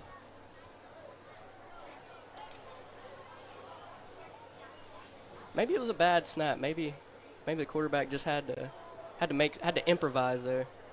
You know, I can tell you that's huge, right? And we saw that in the JV game earlier. The impact a snap can have. We have shotgun formation. Twins on the right. And the whistle blown here. We have a delay of game against the Raiders. Off the foul on the play. That's going to take us to about the 45-yard line. Brings up third down and 13. Third down and 13. Centennial Cougars 7, Spring Hill 0 with 8:52 left in the quarter. And other than those two chunk plays that we saw on this drive, Spring Hill has not really had a rhythm so far, Rob. You know, I think they'll get in their rhythm, Peyton. I sure hope so, right? Yeah. Shotgun formation, Twins on the right. Looking down, and it's intercepted. Intercepted to the 40, to the 30, and will end up just inside the 30. Looks like 22-yard line, roughly.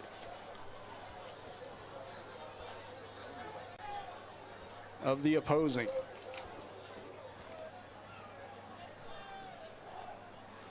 So Centennial 7, Centennial Cougars have the ball. Centennial 7, Spring Hill 0. 7:59 left. It'll be 1st and 10. Well, that is not how you gain momentum in a football game. Anytime the ball is turned over, demoralizes the offense and the defense because they got to go back out there. You know, it's a mentally tough situation for sure. We have shotgun Twins on the right. Ball on the left side of the field. Up the center. 15-yard line. The offense blocked very well on that play. I could have drove a bus through that hole. So second down and 3. Shotgun formation. We've got a pass to the end zone, and it is caught by number 12 for the Centennial touchdown. Isaac for Bonds, the Cougars. senior. Isaac Bonds. It's a nice name. So Centennial with the touchdown. Very nice pass. Receiver was definitely prepared for it.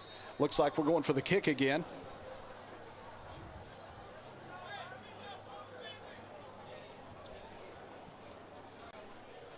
Number 17, Wells Stanley for the kick. He's a junior.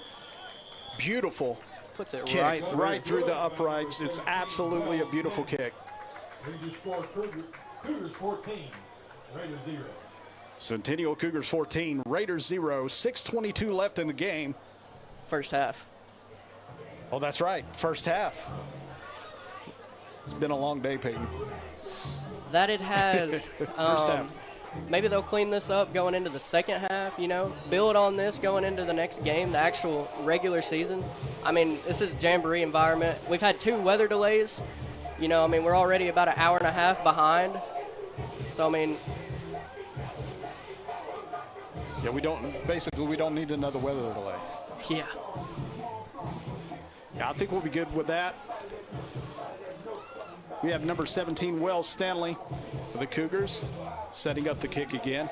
And to Spring Hill.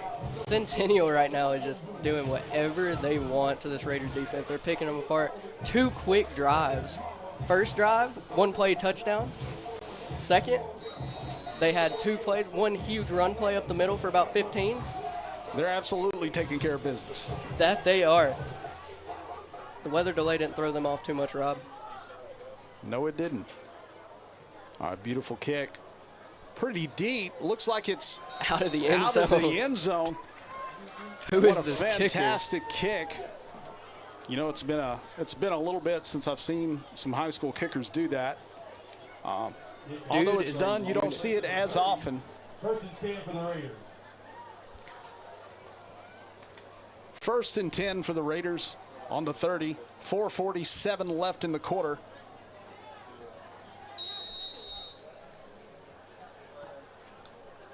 Got I formation, Twins on the left. Rolls right with a pass. It's good to the 40.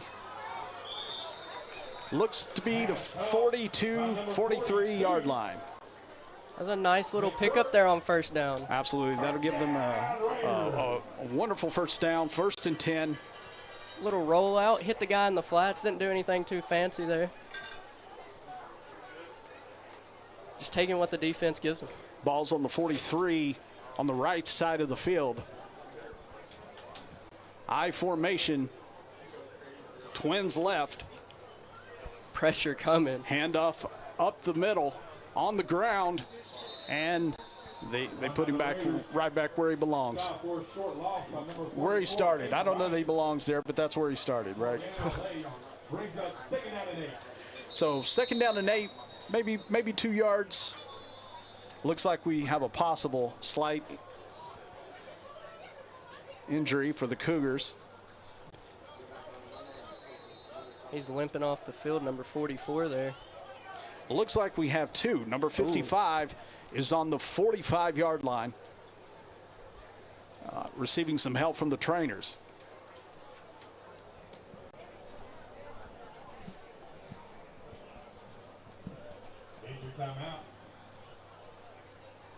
All right, he's up and walking. That's always a good sign. That is always a great sign. And I believe those 2 were the first 2 to get to the ball there on that handoff. Maybe just a little cramped. It was hot earlier. It's August heat, man. It was. Absolutely, you got to stay hydrated out there. Bring the pickle juice. Pickle juice, bananas. The ball's just off center to the right. We have a shotgun formation with twins right. For the Raiders, we have motion. Handoff down the center again with no gain.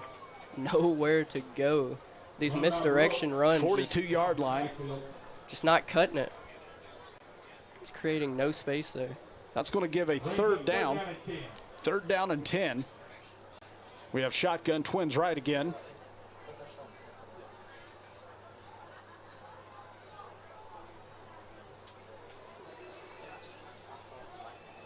Ball's just off center to the right side of the field. There's the snap. And it's a pass. I don't think he picked that pass up a little bit. Incomplete pass.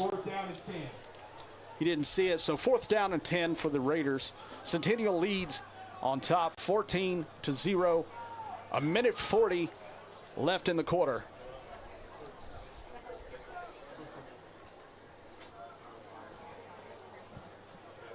And if I'm Spring Hill, I'm trying to at least force Centennial to run more than 3 plays. That's all they've ran this game. 3 plays on offense. That's efficiency right there. Spring Hill with the kick. Not the greatest of punts, but this is a Jamboree, so it doesn't matter where it wound up. 45-yard line. Cougars start out with a 45. They're on top 14-0. We have 1:03 to go in the quarter. It'll be 1st and 10 for the Cougars.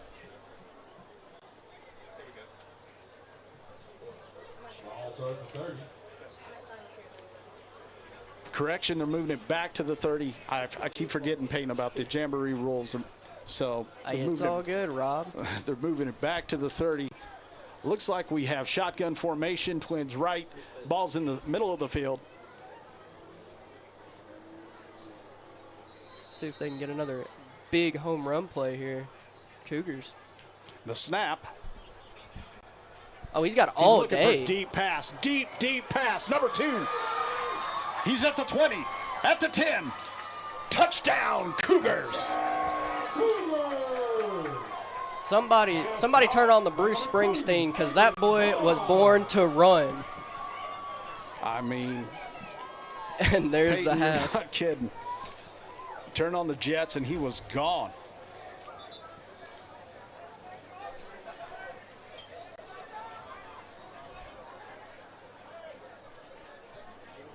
That's going to bring us to Centennial 20, Spring Hill 0. They're going for the kick. Wells Stanley, and a beautiful kick. Wells Stanley is a very talented kicker for the Cougars. That's going to bring us Centennial Cougars 21, Spring Hill Raiders 0. Well, Rob, was there? What'd you see there in that short half? I see Centennial taking care of business. Taking care of it. 4 plays on offense so far. 4 plays in the first half of the Jamboree to get it done. Up to 21, Spring Hill 0. And that kicker, man. We gotta see. We gotta look at his if he's got any offers. Sounds good. We're going to let you go here for a spot. We'll be back momentarily.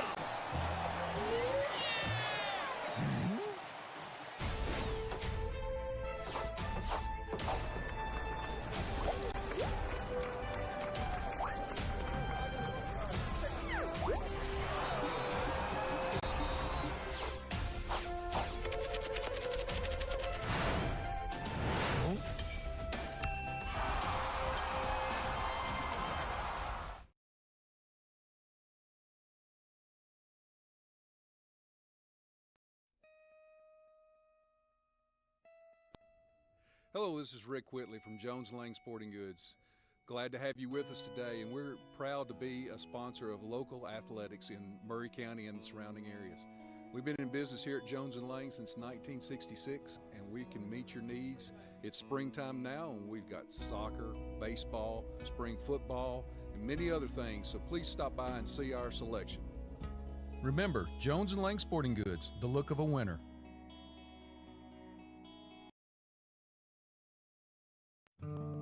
Hi, I'm Matt Perales, manager of Murray County Equipment. We help you with all your agriculture and construction equipment needs. We carry a full line of New Holland tractors from compacts to high horsepower. We have a full line of gravely mowing equipment. We also have New Holland construction equipment, attachments, and accessories for your tractors and a complete parts department. We are locally owned and operated. Come see us at 1075 North James Campbell Boulevard or learn about us on Facebook or contact us at 931-490-8183.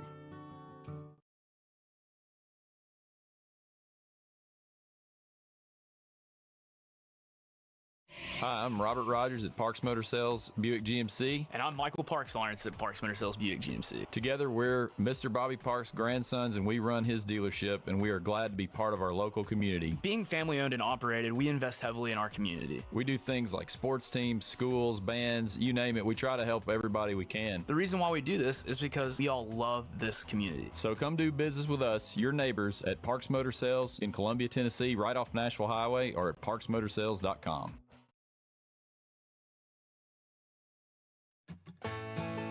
Farmer Johnny here, Taylor Family Farm. I want to give y'all a little look-see. We raise 100% non-GMO, grass-fed beef, pasture chicken, and pork on our family farm. Everything that we grow is raised with love and care to ensure the highest quality and nutrition for our family and customers. You can shop online at TaylorFamilyFarmTN.com or visit our farm store in person at... All right, welcome back. Centennial on top, 21, Spring Hill Raiders 0. So is there anything Spring Hill can do to at least make this blowout more or less? I don't know what I'm trying to say. Is there any way they can stop the bleeding? I think what you're going to have to do is you're going to that backfield's going to have to be a little bit more ready. You're going to have to take some angles.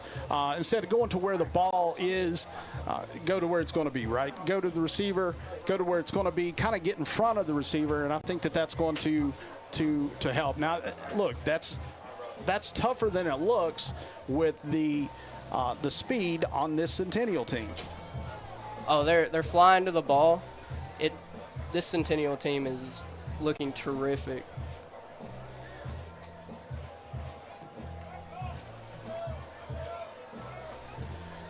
So, Peyton, what does that give us? That gives us 4 touchdowns. 3 touchdowns, 4 plays. No, 3 touchdowns, 4 plays with Centennial. That's putting efficiency to work. All right, Spring Hill up to kick.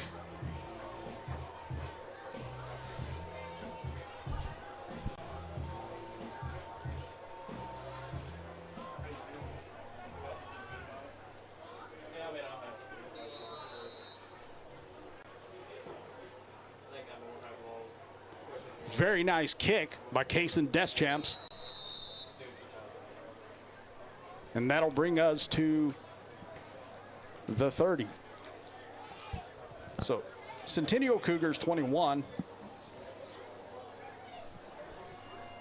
Spring Hill Raiders 0.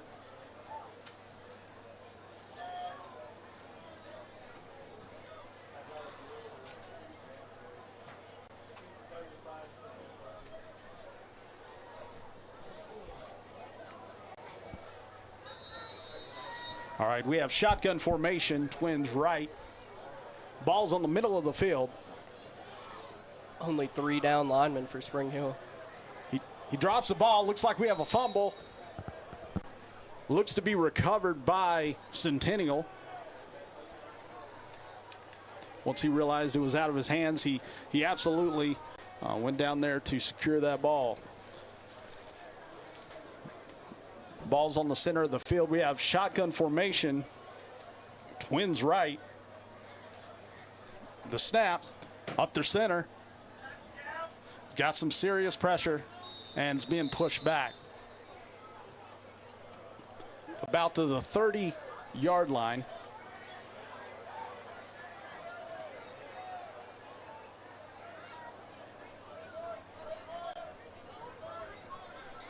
Does that bring up about a 3rd and 9? Brings up 3rd and 10. 3rd and 10. 3rd and 10. Shotgun formation, Twins left. Ball in the center of the field.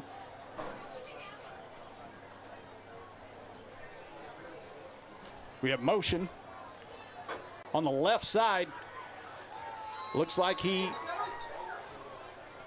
got to about the 38-yard line. Going to be a little short. A little short of that 4th down. And here comes the rain. You know, we've been very fortunate with that this evening, but it definitely looks like it's starting to rain a little bit. But you know what? I can attest to the fact that as a football player, that's something that you absolutely love. At least I did when I played. I love to play in the rain.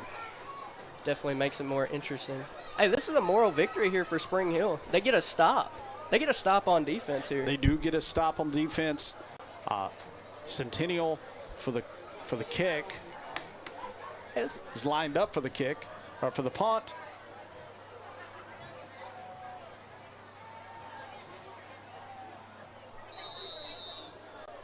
Lands about the 39 of the opposing. So Centennial's on top, 21. Spring Hill Raiders 0.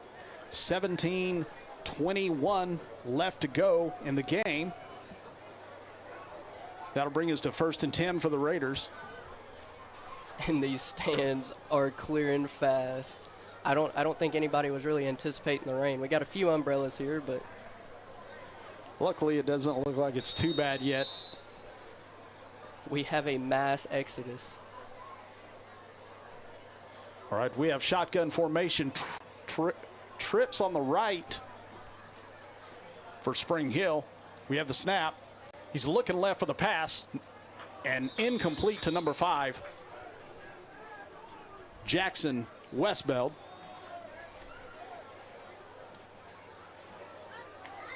They're going to stay with us at the 30, giving us a 2 and 10. So 2nd and 10 for the Raiders.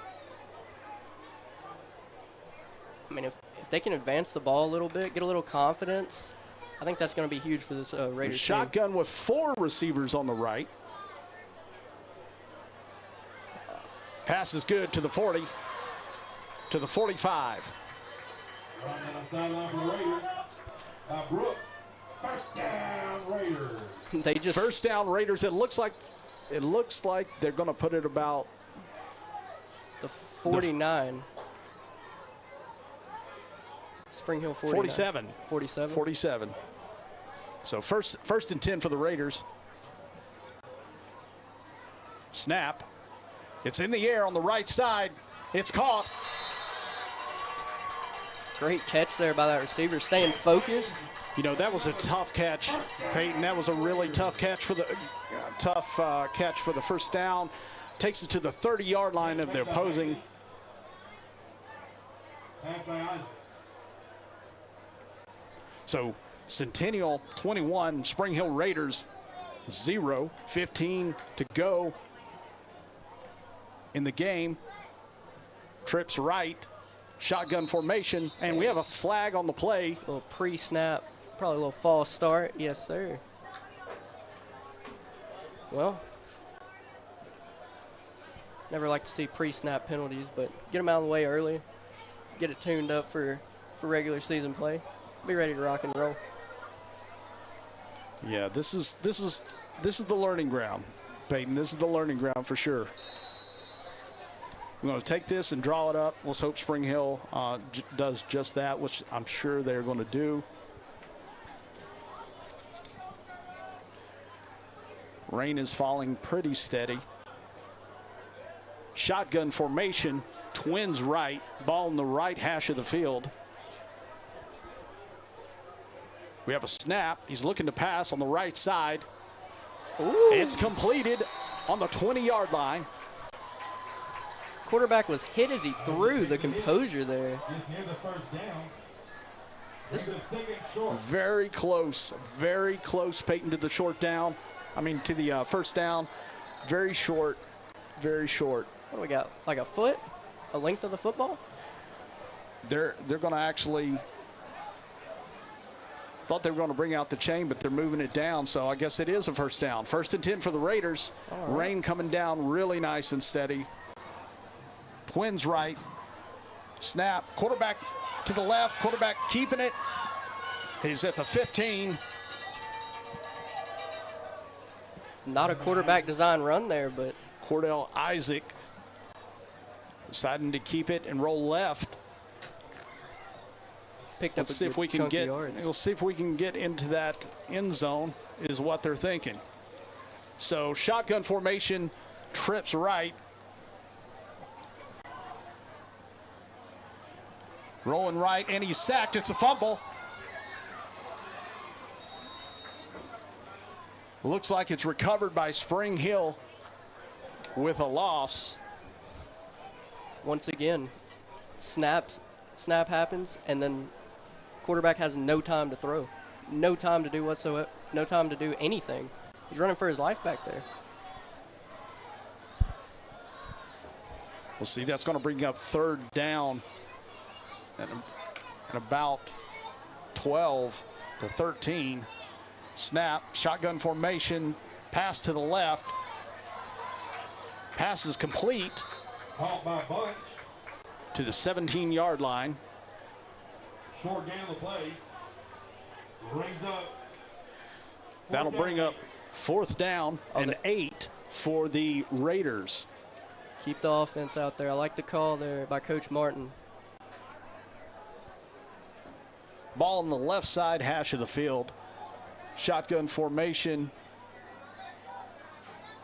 Trips right with motion in the field. Pass right down the center. No receiver there. Almost intercepted, but they did not. That's going to turn over the ball to the Cougars, who are on top 21. Spring Hill Raiders 0. 11:38 to go in the game. Be 1st and 10 for the Cougars. So, Rob, I don't know how you feel about moral victories, but if I'm a Spring Hill Raider, I feel like that drive, I mean, it had some potential. It had promise. Absolutely. There's definitely promise from the first quarter. Absolutely. Right? From the first quarter. Big improvement there, and I think that's why we're here. That's the Jamboree for these teams to get some exposure and iron out the kinks. We have shotgun formation for the Cougars. Twins left. He's rolling left on the ground. Quarterback.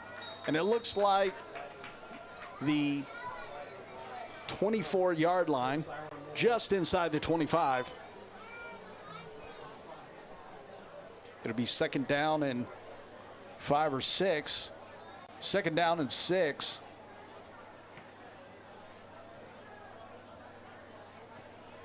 Centennial Cougars on top, 21. Spring Hill 0 with 10:30 to left in the game. Shotgun formation, Twins right. Hand off to the middle of the field. Looks like we're going to make it to the 30-yard line. All carried by Helm. Which should bring us 3rd down and 1. 3rd down and 1, very close. So 29-yard line, 3rd down and 1. They need 1, Peyton. We need Drake Colley's 8-ball here. Are they going to pick it up? Where's the 8-ball at? So we have shotgun, Twins right.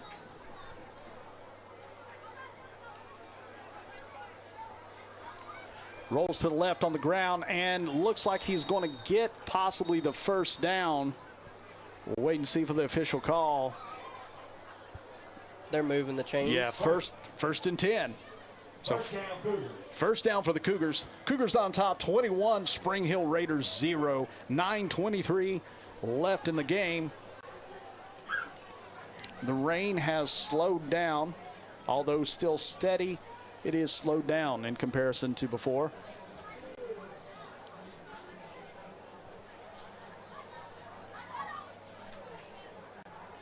Ball's on the left side of the field. Shotgun formation, trips right.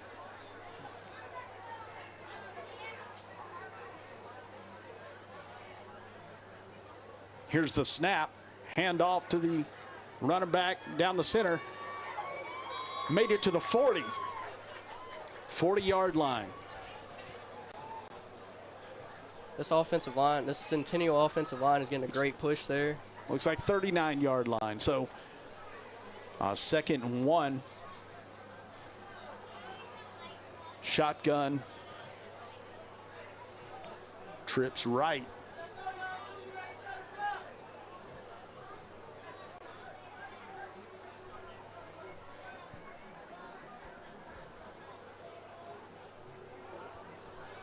It's a pass to the right, dump to number 21. Pass caught by number 21, Landon Hall. Landon Hall, and they're going to stay where they were with a slight loss of 1. Got a flag down. Flag down on the play for a sideline warning against the Raiders.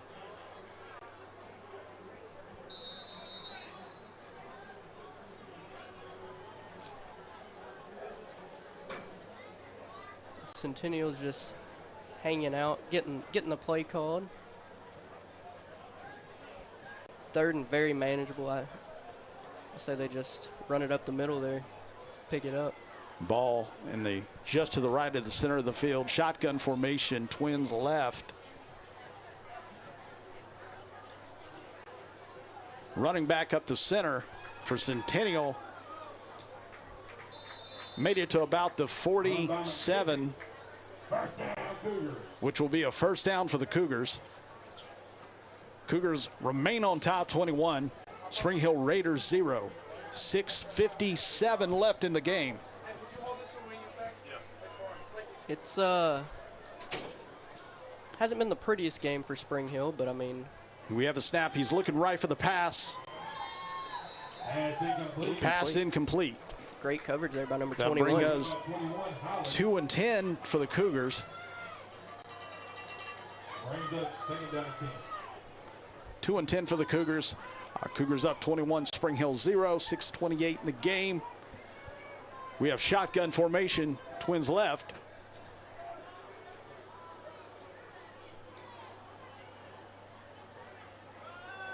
Running up the center to the 50-yard line.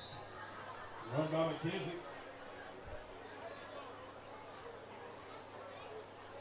In the form of the play, brings up 3rd down and 6.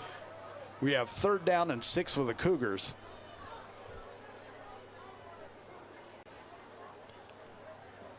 Spring Hill going to get another stop this half. I'm going with yes, Peyton. I'm going with yes. I feel like that's pretty huge for this defense. I mean, you know, I think they're starting to settle in, and that's a great thing. That's what these teams are here for. Shotgun formation, Twins right. We have motion. Spring Hill bringing number the house. 29, swinging left on the ground. He's still moving, 50-yard line. And the ball popped out there, but they're saying ruled down by contact. So no fumble, but Spring Hill there brought the house and almost regretted it on that misdirection run by Centennial. They couldn't tackle him. They took terrible angles there. They sure did. It's 4th down and 4, and they're going for it. Shotgun formation, Twins right, 1 on the left.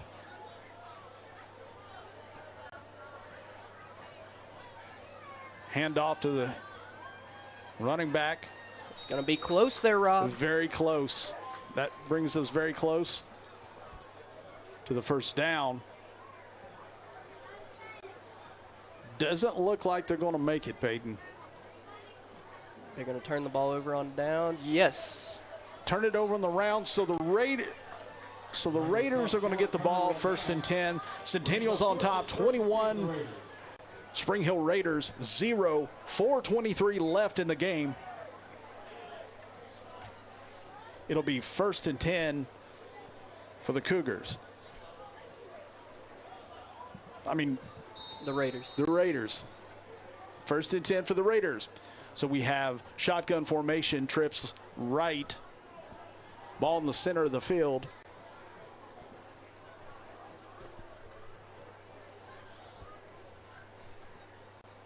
Here's the snap. A handoff to the running back to the 50-yard line. Big game by the Raiders. By Brooks. Looks like 51-yard line. So 2nd down and 2 for the Raiders as they trail by 21. Shotgun formation, Twins left.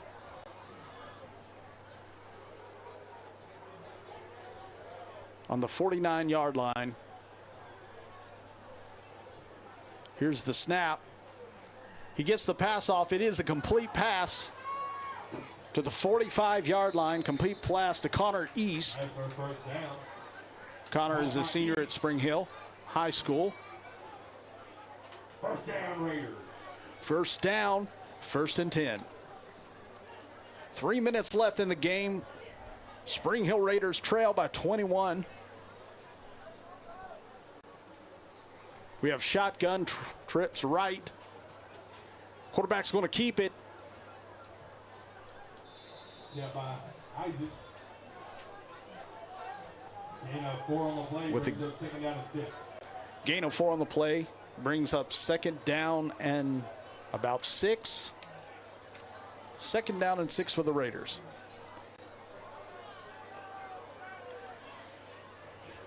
I formation, trips right.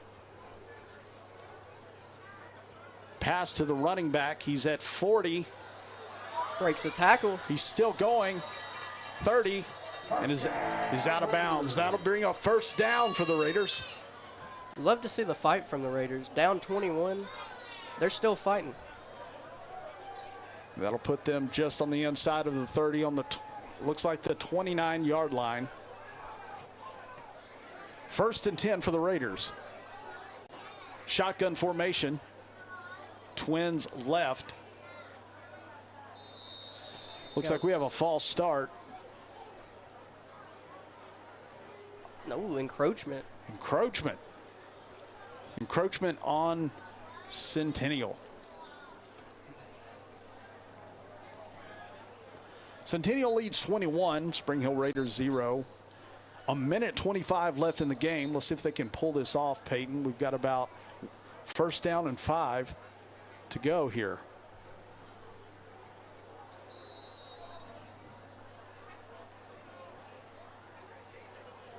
Got I formation.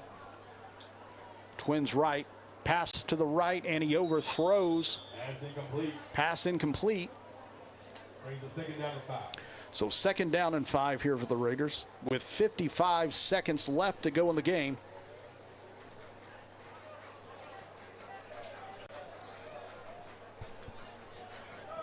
Actually 24 seconds left to go in the game. So I formation, Twins right, going for the pass. Pass is complete.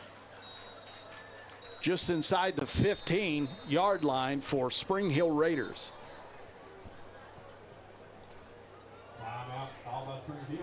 Timeout is called by Spring Hill with about 4 seconds left to go in the game. And that's my fault. Anybody watching the live stream started the clock a little late. That's okay, Peyton. I'll take the blame there. That's why we're here for the Jamboree. That's it, brother. New technology.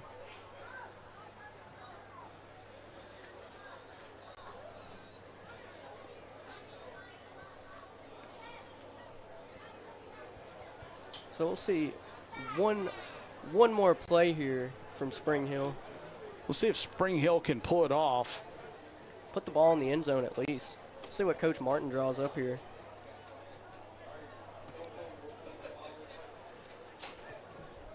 So Front Porch Sports Network, WKOM Radio.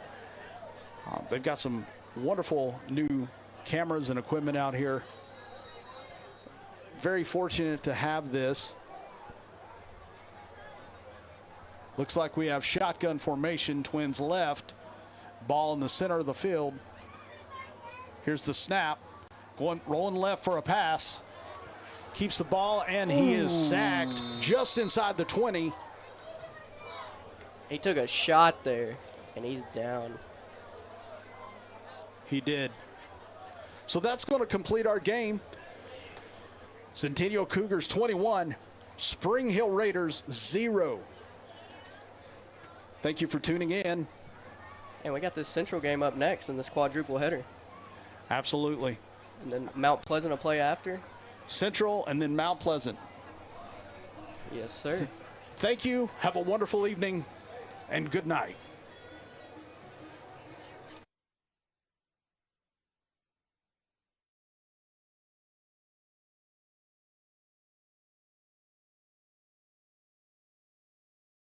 He shoots, and he scores!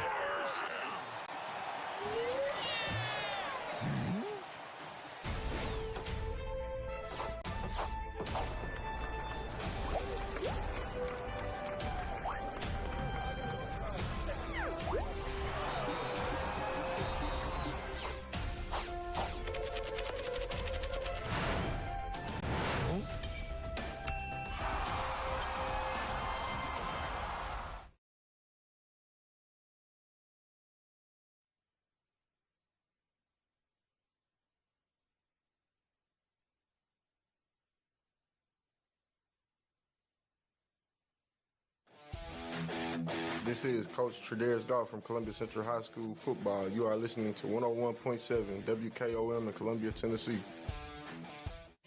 Hi, I'm Robert Rogers at Parks Motor Sales Buick GMC. Parks Motor Sales was founded by my granddad, Bobby Parks, and my great-granddad, Julian Mays, in 1958. We've been family-owned the whole time, and being family-owned, locally owned, means you get to get your next vehicle or your existing vehicle serviced by the same people who stand in the grocery line with you, drop their kids off at the same school you do, and smile and are happy to see you when they do. So come see us at Parks Motor Sales in Columbia, Tennessee on 919 Nashville Highway or parksmotorsales.com.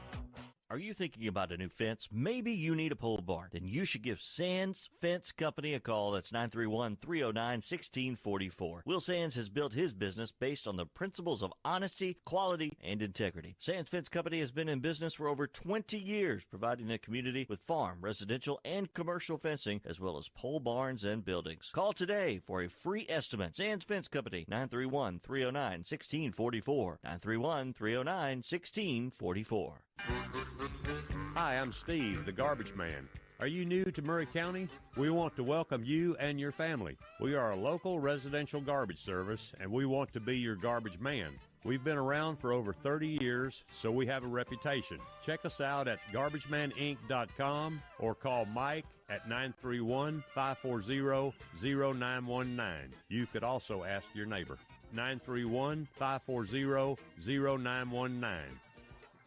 Hi, this is Terry Tillis from Tillis Jewelry. Here is what some of our customers are saying about us. Great people, the place to shop for fair prices and great craftsmanship, beautiful vintage and custom jewelry. Thank you, Beth. That is our goal. Stop by and see for yourself. Make sure to follow us on Facebook and Instagram. Tillis Jewelry, downtown Columbia, owned and operated by Rick, custom designer, and Carrie, registered gemologist, assuring you the best jewelry value and expert services. This is Trip Stoltz, owner and manager at Columbia Ace Hardware. We have changed our store hours to better serve our community. Columbia Ace Hardware is now open from 7 to 7 Monday through Friday, from 8 to 4 on Saturday, and closed on Sunday. Come see us at 112 East James Campbell Boulevard and let us show you customer service that can only be found at Columbia Ace Hardware. Ace is the place with the helpful hardware, folks. Do you have trees that need trimming or removed? Do you have stumps that you want ground? A1 Tree Removal is a family-owned and operated business local to Columbia and Lewisburg and servicing surrounding Middle Tennessee. They are licensed and insured and provide free estimates. No job is too big, no tree is too small. Give old Luke a call or text Luke at 931-359-3113, or you can check them out on Facebook and tell A1 Tree Removal that you heard this ad on the radio. If you love America, you will love A1 Tree Removal. You're not just a homeowner, you're also an ice maker that didn't read the job description owner. Fortunately, you've got heating and cooling built and tested to keep going. American Standard Heating and Air Conditioning, built to a higher standard. Call Davis Heating and Cooling at 931-388-2090 for all your home comfort needs. Davis Heating and Cooling is your local independent American Standard dealer and proudly serves the Maury County area. Find Davis Heating and Cooling online and on Facebook or call today 388-2090. If your car was damaged in an auto accident, chances are you would fix the car. So why wouldn't you give the same attention to yourself? After all, your spine received the same impact as your vehicle. Untreated whiplash traumas to the spinal column may lead to conditions such as headaches, numbness in the arms, neck and back pain, or even arthritis of the spine. The doctors at the Dr. Gill Center specialize in detecting and treating such injuries that are a result of an auto accident. Call today to schedule your consultation at 615-794-0800 or go to callmepainfree.com. Hey, this is Seth Moss at Tennessee Valley Equipment, a premier FAE PrimeTech, Bandit, and SureX dealer. We are your dealer for all of your land clearing and forestry mulching needs. We sell equipment, provide repair service, and parts along with a rental fleet of mulching equipment. We also offer mulching teeth, blades, and sharpening. Our number one priority is getting you up and running as quickly and affordable as possible. Tennessee Valley is located at 300 Santa Fe Pike in wonderful Columbia, Tennessee. Stop by or give us a call today at 931-981-9812. This is Debbie Matthews with the Nashville Realty Group, and if you've been paying attention, you know the housing market has been tough, but rates are beginning to thaw. So if you're thinking about selling, the time to jump in is getting better every day. But if you're thinking about buying, and those interest rates are still a little bit too high, a good agent knows how to negotiate interest rate buydowns. And I'm a good agent, so call me, Debbie Matthews with Nashville Realty Group, 615-476-3224. And welcome back to the Mount Pleasant High School Stadium as we have the Maury County Jamboree. And the scoring so far, it has been Battle Creek Junior Varsity defeating Spring Hill 13-0. Centennial defeated Spring Hill 21-0. Right now, the Columbia Central Lions will take on the Lions of CPA. Columbia will get the football first. Kickoff, long driving kick at the 5. And they're going to bring it out to the 30-yard line, I believe. And this game is underway. Maverick Dickinson, second generation. Excited to be here tonight. I know that from what I've seen so far, these kids really seem to want to be here as well.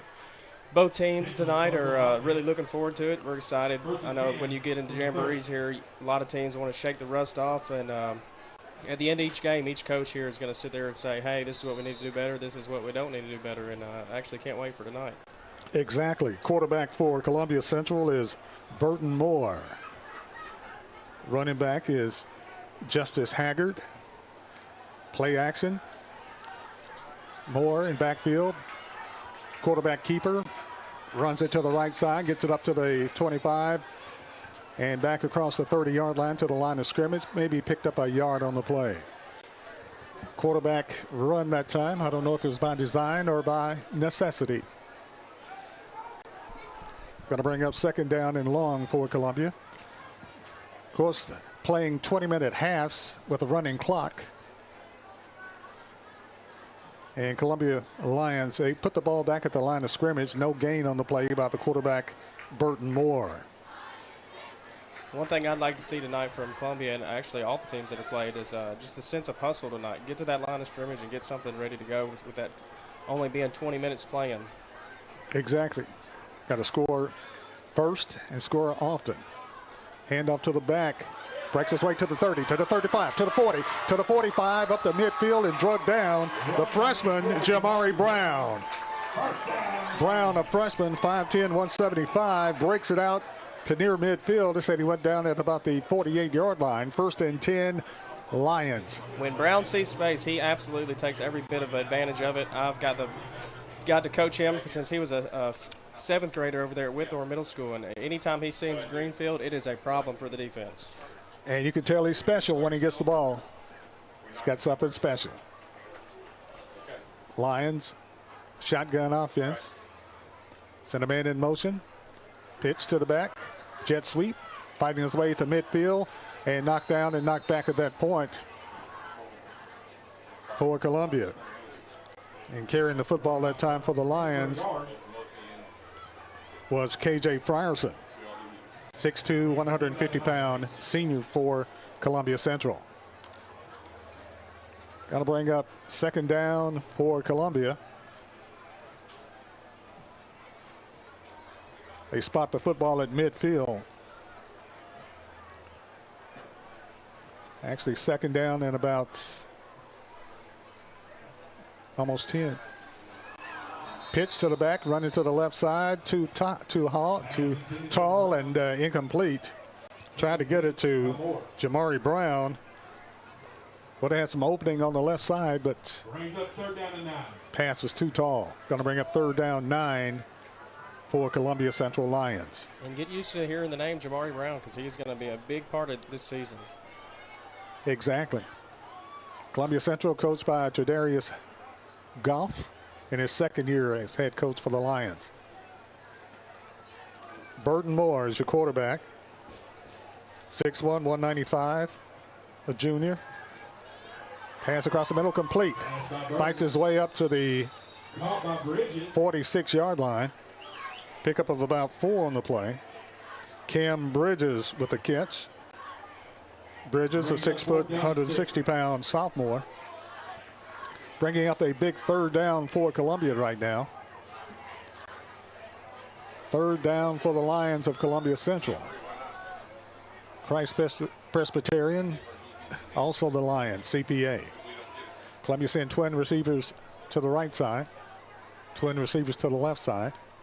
Moore's your quarterback. Man goes in motion, and procedure penalty is going to be called against Columbia. Movement. Going to cost him 5. Looks like they're going to send the punt team out here. Looking at a 4th down play now. Columbia's offense looked pretty impressive for a couple of plays, and then they kind of shot themselves in the foot. But that's why you have the preseason. That's why you have the Jamboree, to work out the kinks. Columbia to punt. Sending that extra man on the field, it always helps to have 11 out there. CPA has Tripp Harrop back deep. Burton Moore punts it. Booming kick. Whistles blow. Going to bring it back. Offsides Flag on the play against Columbia.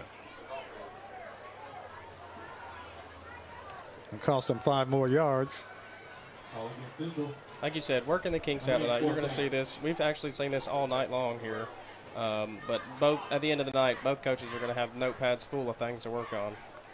Burton Moore is not only the quarterback for the Lions, but he's also the punter. Nice booming kick that time. The only problem was Columbia was offside. Moore gets to kick it again. High booming kick. Columbia drops right in front of the 20-yard line, goes out of bounds at about the 22. And that's where CPA will have the ball, 1st and 10 at their own 22-yard line. I'm Barry Duke along with Maverick Dickinson, bringing you Columbia Central High School football action tonight from Mount Pleasant, the Murray County Public School Jamboree. Scoreless ball game. Lions of Columbia had the ball first. Unable to do anything with it. Kicks it off to CPA. CPA with their first offensive drive of the night. CPA quarterback is Chance Henson.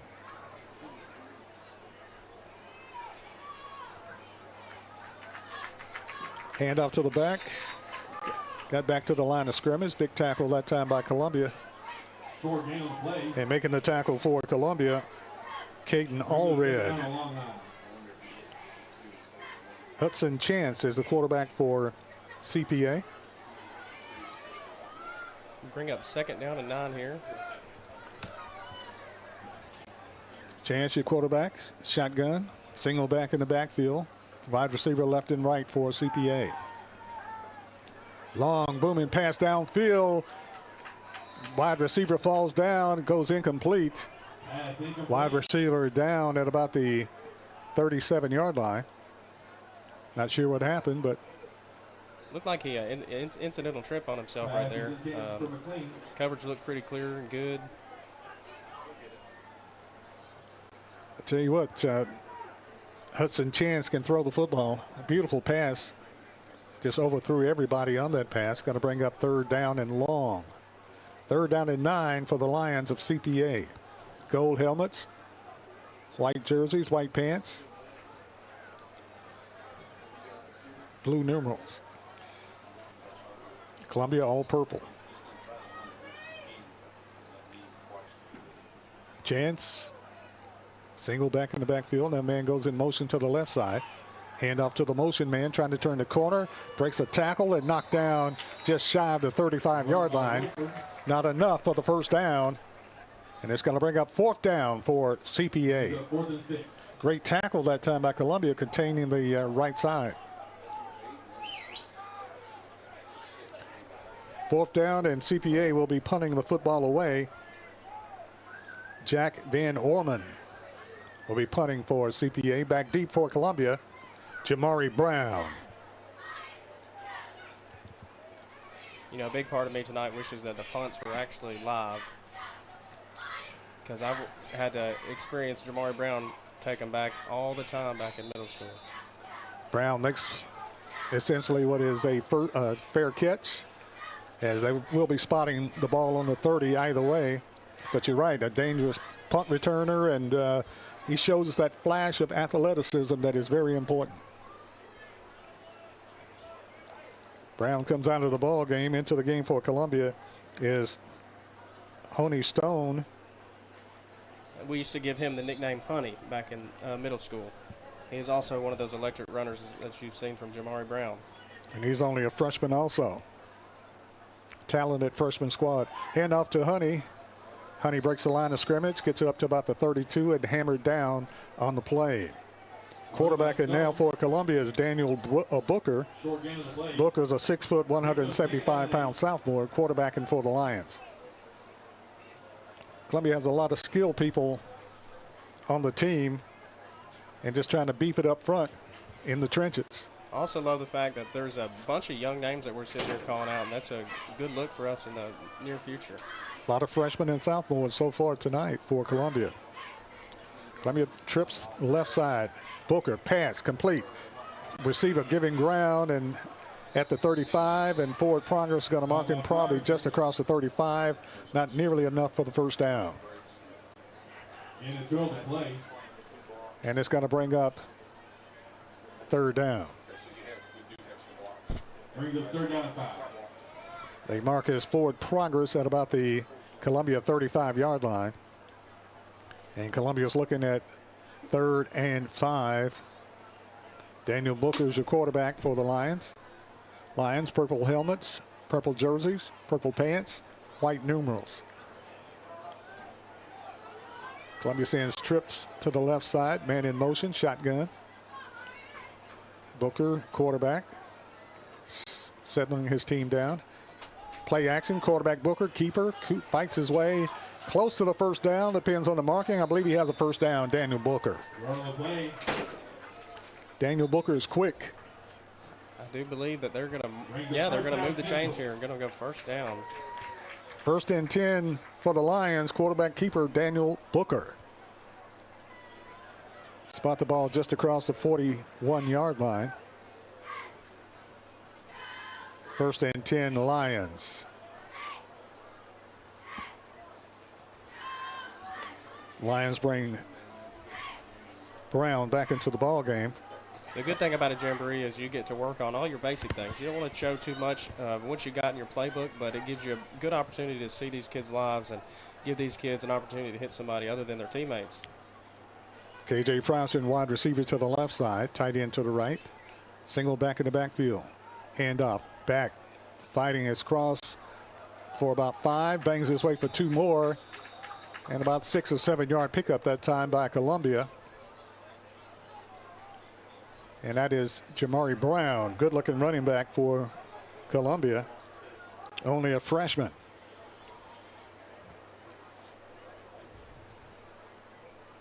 Scoreless ball game. Lions with possession of the ball for most of the half, as in the Jamboree playing 20-minute halves. 7 minutes and 30 seconds left in the first half. Daniel Booker is your quarterback. Sends a man in motion. No, he's sending him off the field. Oh, no, he's going to send him right back. Going to stay. The tight end. Referee here is beginning to throw up his Brian hands. Whitehead. Play action. Booker back to pass. Booker rolls out. Booker Fights his way close to the first down. Got the first down. Fights his way to the 44-yard line of CPA. Late flag by the back judge, and a flag goes down. Bodies flying all over the place after the play. I'm afraid it may be a personal foul. Let's see what they call. Columbia got the first down on a great play. Booker's exciting at quarterback. Absolutely. I like what we're seeing so far from Central. They're getting to the line. You know, they're not taking too much time. You know, even for the other team here, I mean, we've seen a lot of good things. Penalty goes against Columbia.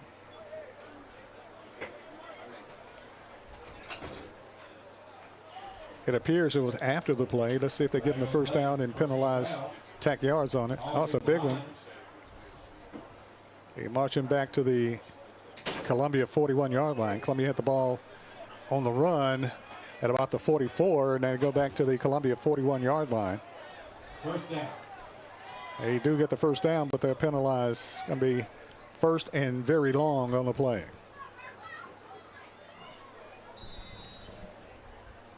Columbia brings into the game Cam Bridges. Also in wide receiver Kason Trice. Wide receiver to the right side, trips to the right side. Booker, quarterback keeper, tries to turn the corner and is hammered down and knocked out of bounds at about the Columbia 45-yard line. About a 4-yard pickup by Daniel Booker. And a throw on the play. Brings up second down and 6. Going to bring second down and Looks to be about 6. 6 on the play. A long 6. 5 minutes and 10 seconds remaining in the first half. Scoreless ball game.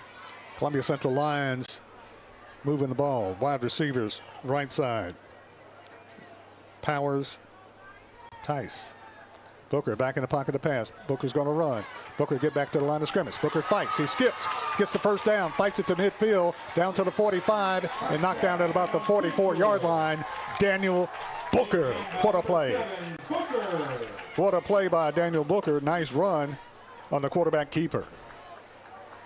First and 10 Lions. You know, he's getting back in his pass sets, and he's kind of making the immediate decision. My receivers here are covered, and I'm going to take off and go north to south here. Very decisive run, too. He calculated that very quickly and made the run for the Lions for the first down. First and long, and Columbia comes up with it. Lions with the football at the CPA 44-yard line. First and 10. Wide receivers trip to the left side. Booker pass across the middle, complete. Makes the catch, knocked down at about the 39-yard line. Short pickup, but it was a forward gain for Columbia. Getting a foul on the play brings us second down to 5. Second down and 6 for the Columbia Central Lions, for the purple-clad Lions. Daniel Booker leading the way for Columbia right now. And what grade is Daniel Booker in? Is he a freshman? He's a freshman. Okay. No, I'm wrong. He's a sophomore. I'm sorry. Sophomore. We've got a timeout Jamboree here. Brown's a freshman. Freshman. There's timeout on the field with the score. Columbia Central nothing and CPA nothing. We'll be back right after this time. He shoots and he scores.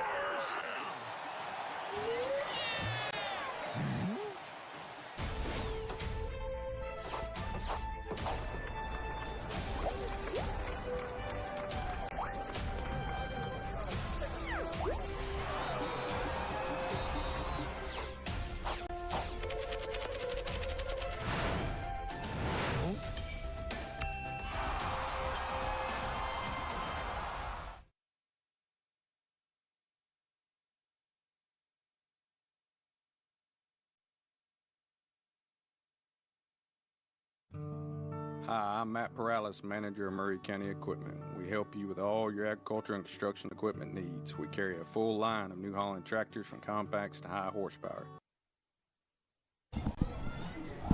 Back in Mount Pleasant in the Murray County Public School Jamboree. I'm Barry Duke along with Maverick Dickinson. Lions looking at second down 6. trying to get everybody lined up. Wide receiver to the right side. Flag on the play. And Columbia's going to be probably a legal procedure.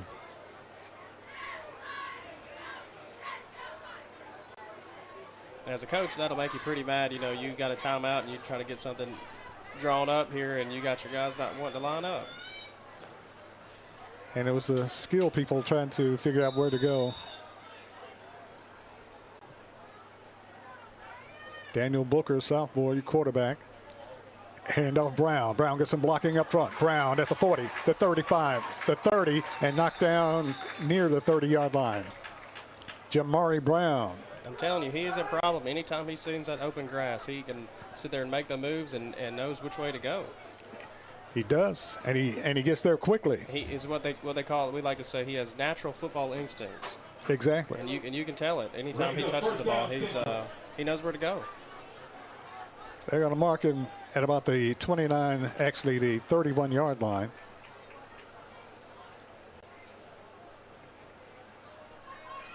And it's close enough for a first down.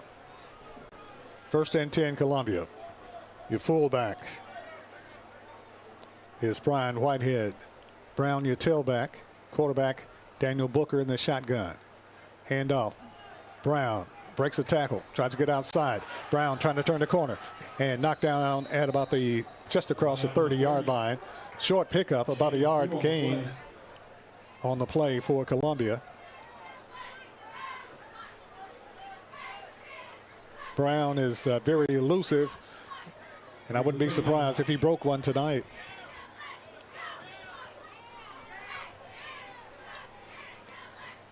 Ten seconds left in the first half. Columbia trying to get the play off for the last play of the first half at their own 31-yard line. Let's see if they get the play off.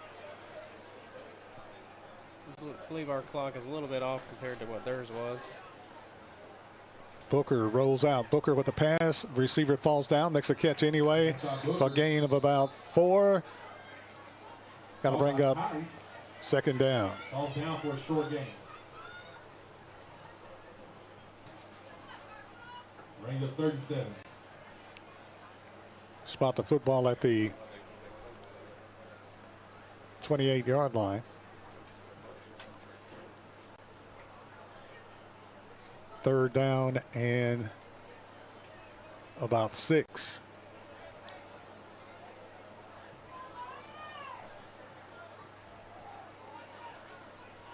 Booker back in the pocket to pass. Goes to the wide receiver, slips down, incomplete. Tried to get it to the wide receiver, KJ Frierson. Fourth down. A little over his shoulder, had to turn, fell down, ball goes incomplete.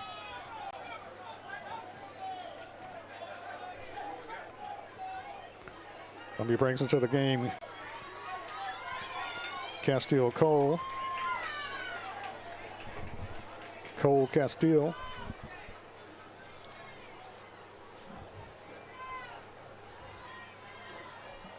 Columbia trying to put some points on the scoreboard before intermission. They will try a long field goal by Castile.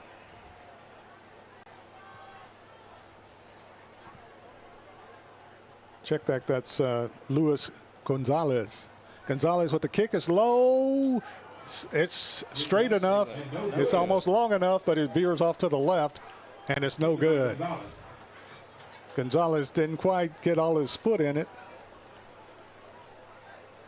And time running down in the first half of play in a scoreless ball game. Columbia nothing, CPA nothing.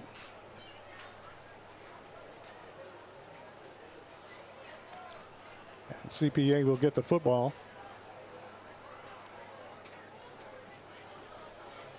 At their own 30-yard line.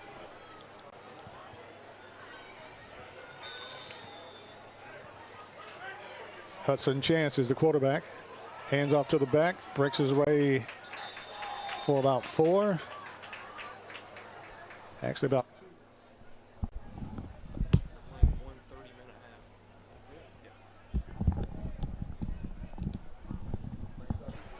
Brings up second down. We just got updated that they're just going to play 1 30-minute half here, so that's why the clock here is showing 0. Oh, okay. Chance to the wide receiver. Gets it to Knox McLean. McLean with the catch. First down for CPA. Yeah, And CPA gets the first down. Spot the ball just shy of the CPA 40-yard line. I feel like Central's offense right there, they pretty much had control of the game right there by taking advantage of the clock, running it right there a lot. Really trying to keep CPA off the field here. Exactly. Chance is your quarterback. Pass to the receiver. Hit behind the line of scrimmage and knocked down for a loss on the play. Great play that time by Columbia. Jamboree Brown, along with Columbia's Autry Smith.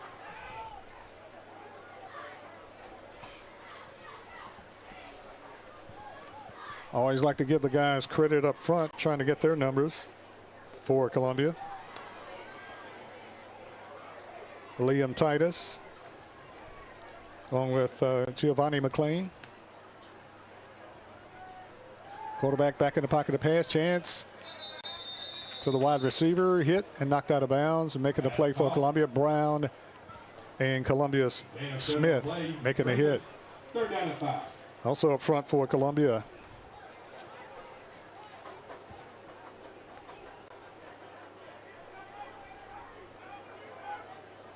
Xavier Murphy. Quarterback pass is incomplete. And guess who's in over there again? Jamboree Brown. Jamboree Brown, not only a great offensive player, but a great defensive player also. One thing I'd like to see from both these teams, and especially all teams that I've watched tonight, is really to get that pad level low. I've seen a lot of kids get too high. You know, if you want to win a football game and you want to drive the ball, you need to get that pad level down. Exactly. Of course, Dayton Gandy into the game also for Columbia. On defense, R.J. White, defensive end. Chance back in the pocket to pass. Fourth down. Pass across the middle, complete, and gets the first down. Great pitch and catch that time. Chance back in the pocket, a big target. Took his time, fired across the middle, got his receiver, and got just enough for the first down. CPA on the move. If I'm not mistaken, that was on a fourth down, wasn't it? Yes, it was. Fourth down. So they're going to keep the chains moving here. Taking advantage of every opportunity they have with this 1 30-minute quarter that we're going to play tonight. First and 10, CPA at midfield. Twin receivers to the left side, tight end to the right. Single back in the backfield. Chance is your quarterback. Chance, long count. Hands up to the back, hits the hole, knocked down. Great tackle that time. Fumble the football and recovered by Columbia. Great hit that time by Columbia's Autry Smith, and great recovery that time by Columbia's Jamboree Brown. So Columbia back in business. Smith, great hit that time, and a great fumble recovery by Brown, and the Lions recover the football at their own 42-yard line. Actually 43-yard line, Columbia. The clock is just now striking 5 minutes and 9 seconds. So let's see if Central can put a drive together here. Got a pretty good field goal kicker. If they could get it in field goal position, Gonzalez may be able to kick it through for the win. Moore, quarterback, pitch to the wide receiver to the right side. Fights his way across the 45 up to about the 47-yard line for Columbia. Wide receiver was Richard Powers. Moore back in at quarterback for Columbia.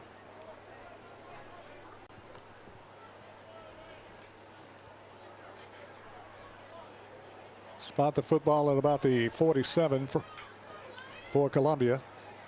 Second down and a long 4.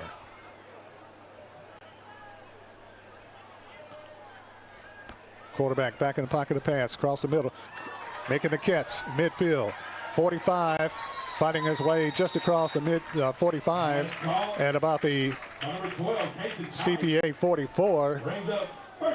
And it's a first down for Columbia Central. The Lions with the first down. That was Kason Tice on the catch right there. He, I believe, the year before he played quarterback, right? Exactly. And he made a great catch on the ball, too. A little hot, turned in the corner, juggled it for a second, made the catch, and made a nice play on it for Columbia from the quarterback for the Lions, Burton Moore. Moore's your quarterback. Brown in the backfield for Columbia. Handoff Brown. Brown hit the line of scrimmage, run down from behind, and making the tackle for CPA is Drew Conley. Going to bring up 3 minutes and 15 seconds here left. That was a great tackle by CPA's Conley. If not, Brown would have gotten the first down and maybe more, as Conley chased him down from behind before he could get his motor running. Second down and long for Columbia. Moore, quarterback, back in the pocket of pass, under pressure. Pass down the field, complete for the first down. Making the catch for Columbia was KJ Frierson. Let's see if we can see an instant replay on that right here. That's another first down Central. Moore back in the pocket of pass and finds KJ Frierson open for the first down for the Lions. Great replay. Burton Moore back in at quarterback for the Lions. And it's good to know that Columbia has two really good quarterbacks, a veteran quarterback and an up-and-coming quarterback for the Lions. I really like the sense of hustle we're having here on the line of scrimmage. First and 10 Lions. Hand up to the back, fighting his way across, battling to the 25 and knocked down at that point for Columbia. And carrying the ball is Caden Allred. Gained by Allred. Brings up second down and 4. Going to bring up second down 4, pickup of 6 on the play. Going to mark him just shy of the 25-yard line at the 26.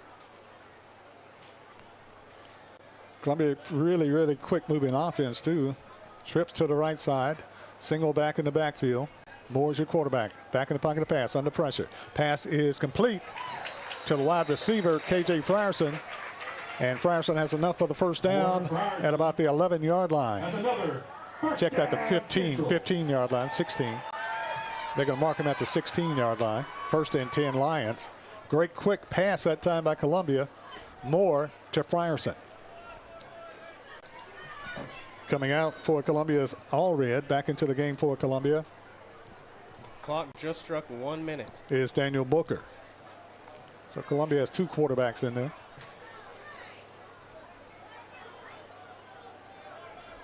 Moore's your quarterback. Handoff Booker. No, play action. Moore runs. Moore at the 5. Moore fighting, and knocked down just inside the 5-yard line. Knocked down at about the 6. Ball down to the 8. Wow. But they mark him at the 8.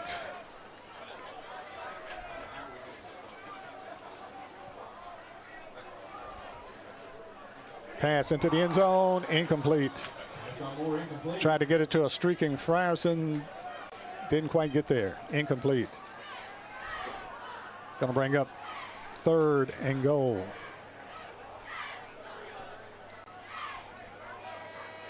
And that's going to do it, folks.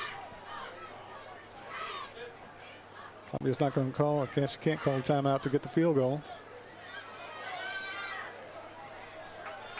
Yep, so they're just going to do 1 30-minute quarter here instead of the 2. Oh, okay, and that's your ball game. Columbia Central nothing, CPA nothing. And that's the final score. Final score, Columbia Central nothing, CPA nothing. Quick wrap up, Maverick, what do you think about the Lions tonight of Columbia? I think that you've seen a lot of promising things, not only from Central but also from CPA. You know, both coaches are going to have notepads full of things that they need to work on, things that they need to get better on in the future. I really like the effort that we've seen from both teams tonight. So I think it's going to be an exciting season. It really was really exciting. I like Columbia's offense. I like the defense. Got a lot of athletes moving to the ball, and really offensively going to get better, get more polished. Final score, Columbia Central nothing, CPA nothing. This is the Maury County Public School Jamboree. I'm Barry Duke along with Maverick Dickinson, and next game coming up will be the Mount Pleasant Tigers taking on the Lawrence County Wildcats. We'll take a break and we'll be back with the game of the night between between Mount Pleasant and Lawrence County. Good night and welcome to Mount Pleasant and Lawrence County coming up next right here. This is Coach Tredaris Goff from Columbia. This is Coach Tredaris Goff from Columbia Central High School football. You are listening to 101.7 WKOM in Columbia, Tennessee. Hi, I'm Robert Rogers at Parks Motor Sales Buick GMC. Parks Motor Sales was founded by my granddad, Bobby Parks, and my great-granddad, Julian Mays, in 1958. We've been family-owned the whole time, and being family-owned, locally owned, means you get to get your next vehicle or your existing vehicle serviced by the same people who stand in the grocery line with you, drop their kids off at the same school you do, and smile and are happy to see you when they do. So come see us at Parks Motor Sales in Columbia, Tennessee on 919 Nashville Highway or parksmotorsales.com. Are you thinking about a new fence? Maybe you need a pole barn. Then you should give Sands Fence Company a call. That's 931-309-1644. Will Sands has built his business based on the principles of honesty, quality, and integrity. Sands Fence Company has been in business for over 20 years, providing the community with farm, residential, and commercial fencing, as well as pole barns and buildings. Call today for a free estimate. Sands Fence Company, 931-309-1644. 931-309-1644. Hi, I'm Steve, the Garbage Man. Are you new to Maury County? We want to welcome you and your family. We are a local residential garbage service, and we want to be your garbage man. We've been around for over 30 years, so we have a reputation. Check us out at garbagemaninc.com or call Mike at 931-540-0919. You could also ask your neighbor. 931-540-0919. Hi, this is Terry Tillis from Tillis Jewelry. Here is what some of our customers are saying about us. Great people, the place to shop for fair prices and great craftsmanship, beautiful vintage and custom jewelry. Thank you, Beth. That is our goal. Stop by and see for yourself. Make sure to follow us on Facebook and Instagram. Tillis Jewelry, downtown Columbia, owned and operated by Rick, custom designer, and Carrie, registered gemologist, assuring you the best jewelry value and expert services. This is Trip Stoltz, owner and manager at Columbia Ace Hardware. We have changed our store hours to better serve our community. Columbia Ace Hardware is now open from 7 to 7 Monday through Friday, from 8 to 4 on Saturday, and closed on Sunday. Come see us at 112 East James Campbell Boulevard and let us show you customer service that can only be found at Columbia Ace Hardware. Ace is the place with the helpful hardware, folks. Do you have trees that need trimming or removed? Do you have stumps that you want ground? A1 Tree Removal is a family-owned and operated business local to Columbia and Lewisburg and servicing surrounding Middle Tennessee. They are licensed and insured and provide free estimates. No job is too big, no tree is too small. Give old Luke a call or text Luke at 931-359-3113, or you can check them out on Facebook and tell A1 Tree Removal that you heard this ad on the radio. If you love America, you will love A1 Tree Removal. You're not just a homeowner, you're also an ice maker that didn't read the job description owner. Fortunately, you've got heating and cooling built and tested to keep going. American Standard Heating and Air Conditioning, built to a higher standard. Call Davis Heating and Cooling at 931-388-2090 for all your home comfort needs. Davis Heating and Cooling is your local independent American Standard dealer and proudly serves the Maury County area. Find Davis Heating and Cooling online and on Facebook or call today, 388-2090. If your car was damaged in an auto accident, chances are you would fix the car. So why wouldn't you give the same attention to yourself? After all, your spine received the same impact as your vehicle. Untreated whiplash traumas to the spinal column may lead to conditions such as headaches, numbness in the arms, neck and back pain, or even arthritis of the spine. The doctors at the Dr. Gill Center specialize in detecting and treating such injuries that are a result of an auto accident. Call today to schedule your consultation at 615-794-0800 or go to callmepainfree.com.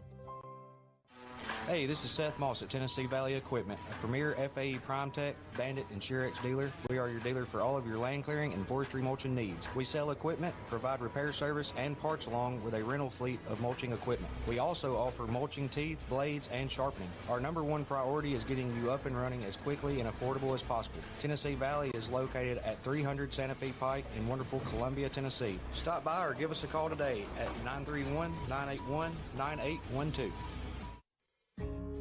This is Debbie Matthews with the Nashville Realty Group, and if you've been paying attention, you know the housing market has been tough, but rates are beginning to thaw. So if you're thinking about selling, the time to jump in is getting better every day. But if you're thinking about buying, and those interest rates are still a little bit too high, a good agent knows how to negotiate interest rate buydowns, and I'm a good agent. So call me, Debbie Matthews with Nashville Realty Group, 615-476-3224.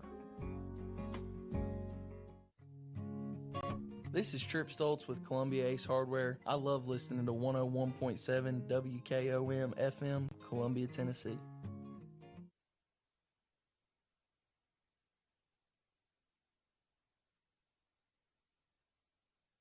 This is Jim Ross, and you are listening to Front Porch Radio, WKOM 101.7, located in Columbia, Tennessee. I'm Barbara Lincoln with Hollins Pharmacy. We have advertised with WKRM and WKOM for the past several years and found it to be very successful. I highly recommend advertising with them if you have a local business like ours. We're located at 1608 Hatcher Lane here in Columbia. We're open Monday through Friday from 8 to 6 and Saturdays from 8 to 2. Stop by Hollins for all your prescription needs where we have fast, friendly, courteous service. We custom fit support hose for you also. Thanks for supporting Hollins and WKRM and WKOM. For 40 years, the Jewelers Bench has worked hard for their customers and provided the highest quality jewelry at the best price. They keep going back. Recent renovations have allowed them to expand their inventory. More high-quality jewelry, custom vintage and estate pieces, and professional jewelry and watch repairs. They also buy gold. The Jewelers Bench, still here, still great service. 808 Trotwood Avenue, Columbia. Hey, this is Derek Ransom with 10 Pin Alley, voted #1 family entertainment center in Murray County. We offer 32 bowling lanes, giant arcade, laser tag, bumper cars, and a full cafe and bar menu. We also specialize in group events, kids and adult birthday parties, company parties, sports team parties, and holiday parties. We're located at 322 East James Campbell Boulevard in Columbia. Call us today at 931-381-BOWL or visit us at 10pin.com. 10 Pin Alley. It's where the good times roll. In today's uncertain world, you can never be too careful about your family's financial future. That's why the Parker Group, a part of Baird's Private Wealth Management, is offering a free second opinion on your financial plans. Let us review your current plan, and we will identify any gaps and offer suggestions to improve it. Please call the Parker Group at 931-548-3737. That's 931-548-3737. Robert W. Baird & Company Incorporated does not offer tax or legal advice. This is Mark Curry at the Trailer Store. We are a local, family-owned business. Every day, I work with my wife, Susie, my mother, Becky, and my son, Justin. We offer a full line of lawnmower trailers, utility trailers, stock trailers, and a full line of trailer parts. We also offer service. Come see us at 1021 New Lewisburg Highway. Call us at 931-381-2795. That's 931-381-2795. Farmer Johnny here, Taylor Family Farm. I want to give y'all a little look-see. We raise 100% non-GMO, grass-fed beef, pasture chicken, and pork on our family farm. Everything that we grow is raised with love and care to ensure the highest quality and nutrition for our family and customers. You can shop online at TaylorFamilyFarmTN.com or visit our farm store in person at Etheridge, Tennessee at 301 Dave Reisner Road. That's TaylorFamilyFarmTN.com for more information. The generations that have paved the way for us deserve respect, integrity, and compassion. This is Kelly Dobson, owner of Caring Hearts Home Healthcare. My grandmother and mother started this business in 2005, and I was honored to take over in 2012. Licensed and insured, we help our aging community stay in the comfort of their own homes. Online at CaringHeartsHomeHealthCareLLC.com, by phone 931-381-5470, or in person at 1121 Trotwood Avenue here in Columbia. That's Caring Hearts Home Healthcare.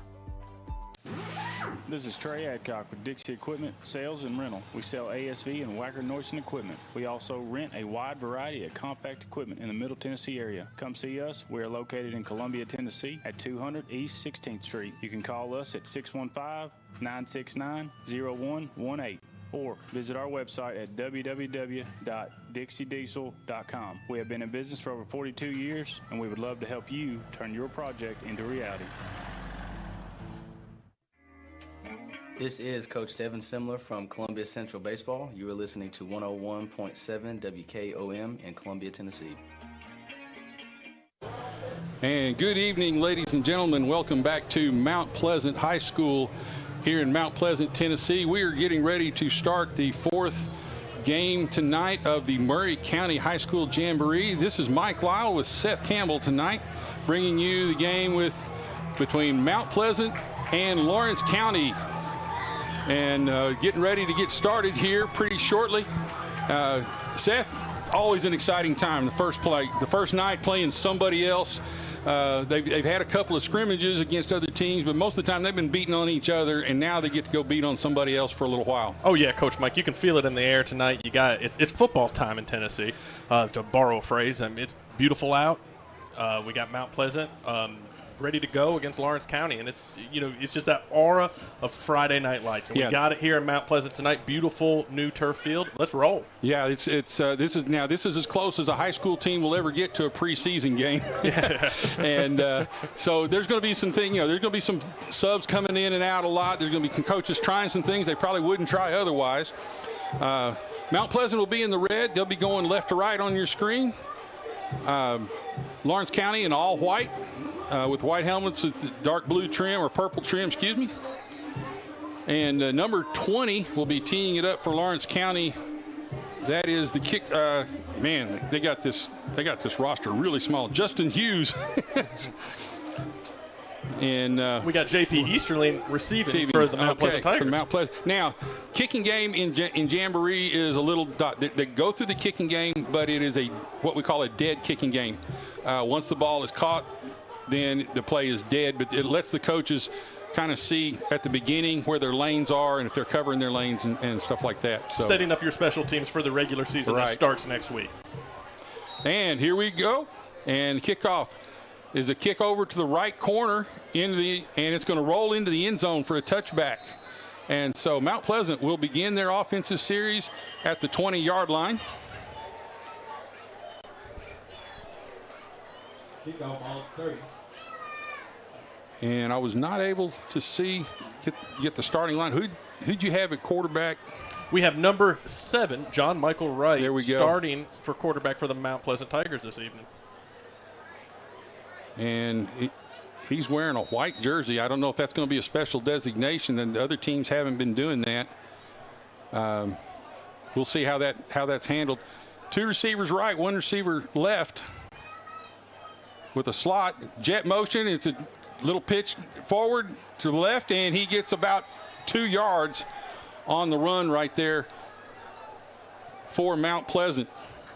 Yeah, hard run right there to the left. Looking for something. No lanes really opened up, but he made the best of it. Mount Pleasant going to probably try to use their speed to get on the edge if they can.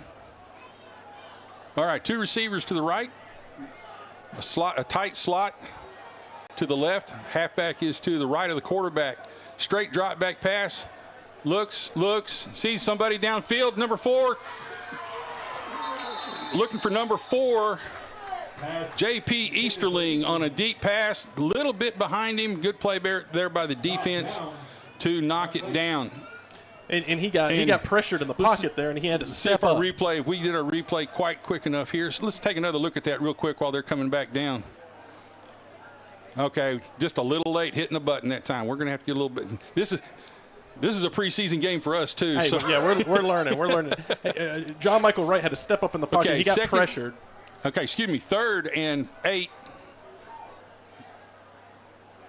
and an option pitch to the right side, and he's met early in the backfield by the Lawrence County defense and stopped for no gain. That was going to bring up 4th and 10. And, Coach, that was Jakari McClure, a senior running back 6 foot, 185. Heck of a player. Had a big big year for them last year, and looking for big things again from him this year. Yeah.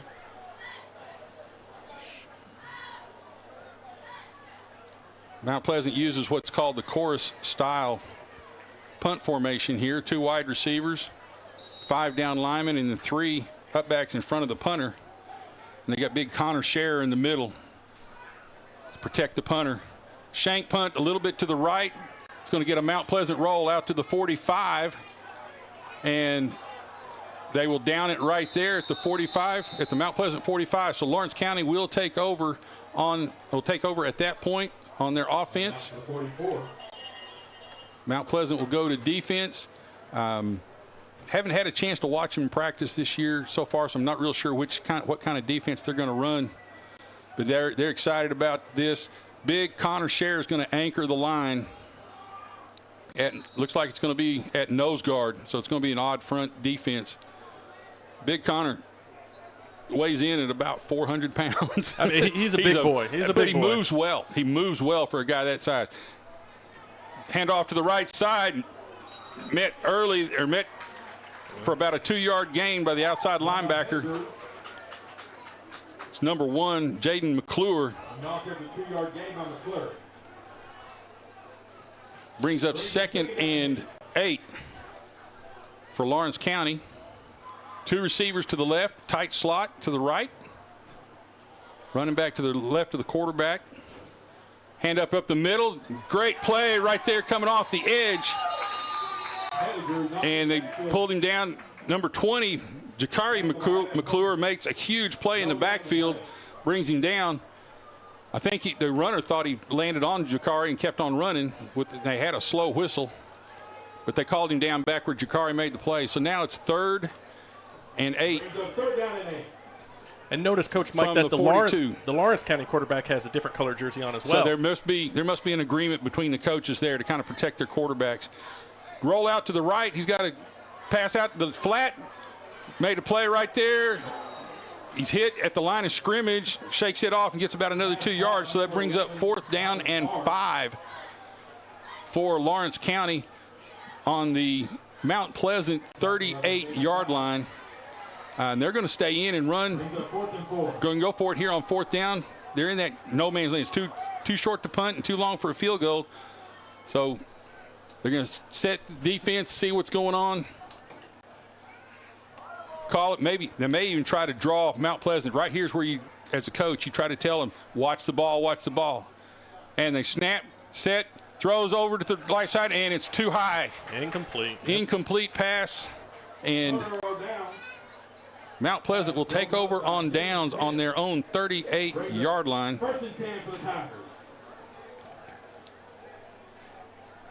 With 16:28 to go in the running clock.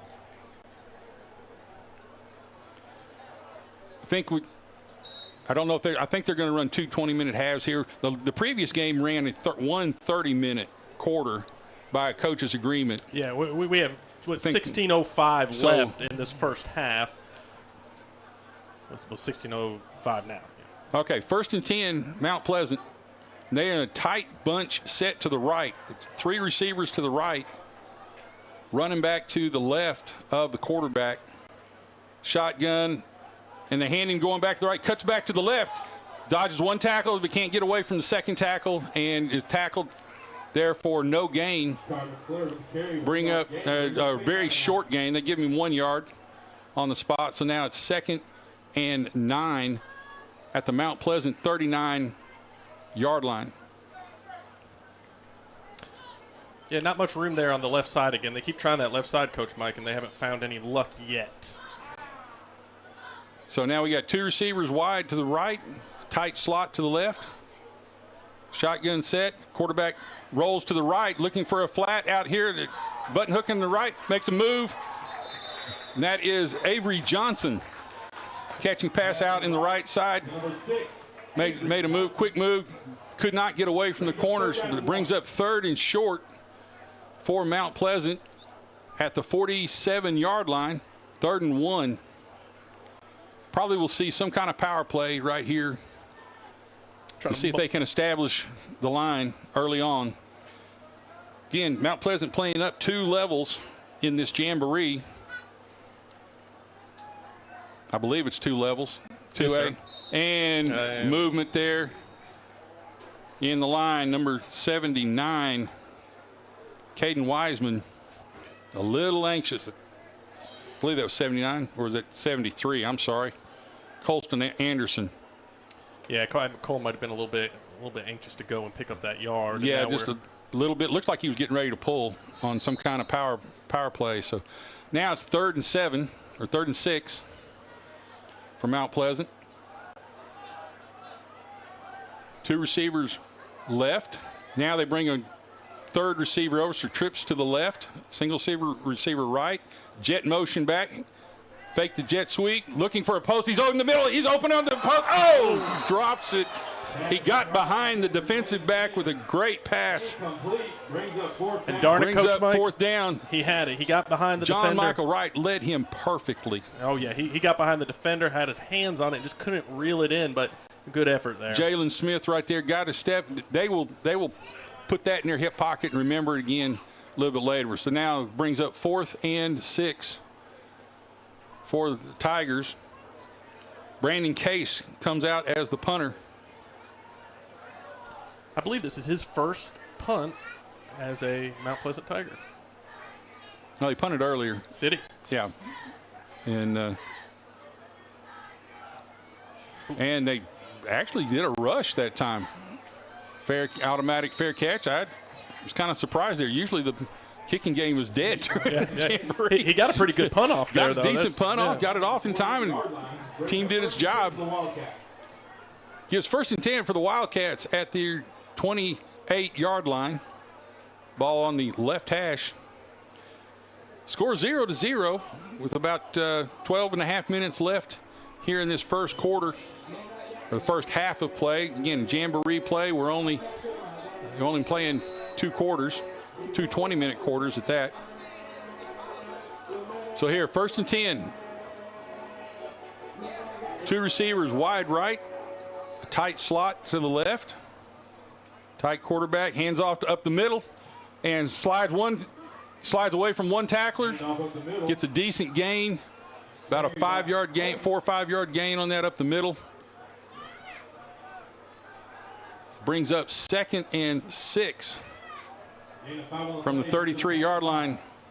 Again, another handoff off the middle. This time, Mount Pleasant is there. Big Connor Scherer wraps him up and takes him to the ground for a short gain. They're going to give him a generous gain of 2 yards that time. So now it's 3rd and 3. Lawrence County is in a hurry-up offense. Trips to the right, wide receiver left. Got Mount Pleasant to commit to their defense. Now they're going to set the play. They stay with their trip set, move the running back over to the left side of the quarterback. Snap, comes underneath, hand off to the right side. Not much room. And there is nothing there. The Mount Pleasant defense does a great job sealing off the gap for no gain. And that brings up 4th and 3. And it looks like we have a Lawrence County player down. And we can't see his number at the moment, but it looks like one of their big linemen got caught up in the pile right there.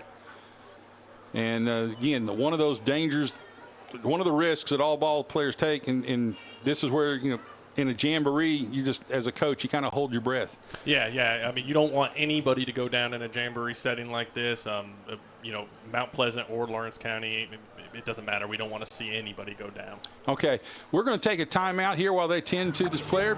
You're listening to Murray County Equipment. We help you with all your agriculture and construction equipment needs.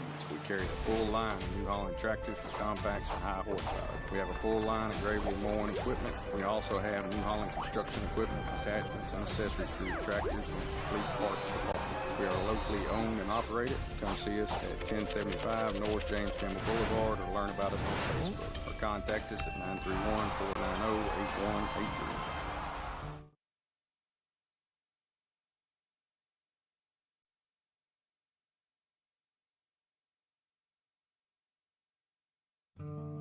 Hi, I'm Matt Perales, manager of Murray County Equipment. We help you with all your agriculture and construction equipment needs. We carry a full line of New Holland tractors from compacts to high horsepower. We have a full line of Gravely mowing equipment. We also have New Holland construction equipment, attachments, and accessories for your tractors and a complete parts department. We are locally owned and operated. Come see us at 1075 North James Campbell Boulevard or learn about us on Facebook or contact us at 931-490-8183.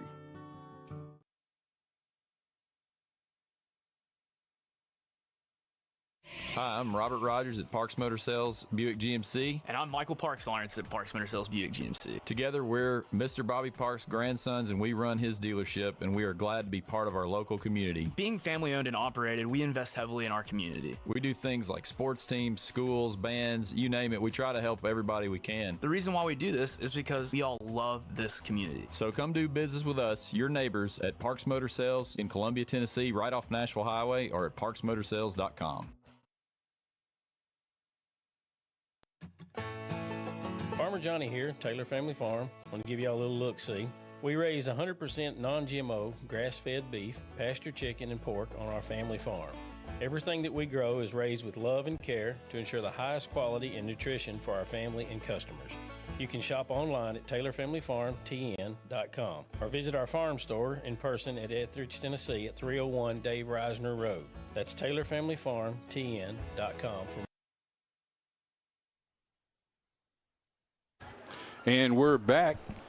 The injured player for Lawrence County was number 63, Garrett Patterson, a sophomore lineman. Got caught up. Looks like it's a fairly significant injury this time around. Looks like I'm put him out for this evening at least. I hate to see that at any time, especially in a Jamboree setting. But again, it's a risk that you got to take because you got to work the kinks out on your offense and your defense, and that's exactly what this is for. So now 4th and 2, Lawrence County is going to come out in punt formation.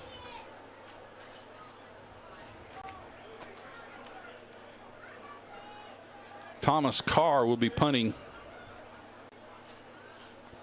for Lawrence County. Decent low line drive punt caught at the 26-yard line, and they are going to return it. They are allowing a full speed. They're setting up and doing a full speed special teams game now. So that's kind of surprising. As a coach, we never did do live stuff on Jamboree night.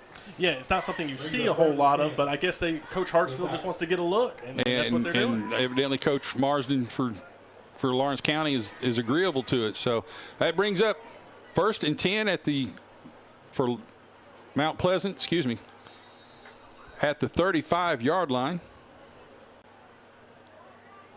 Mount Pleasant comes out in 2 receivers to the right, tight slot to the left,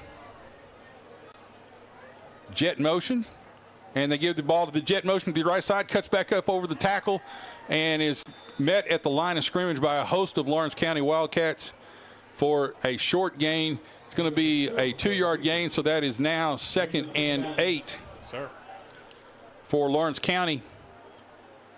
JP Easterling was on the carry that time.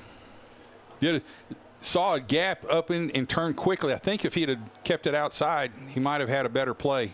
Yeah, not finding a whole lot of luck right now with the running game. It'd be interesting to see if they keep on hacking away.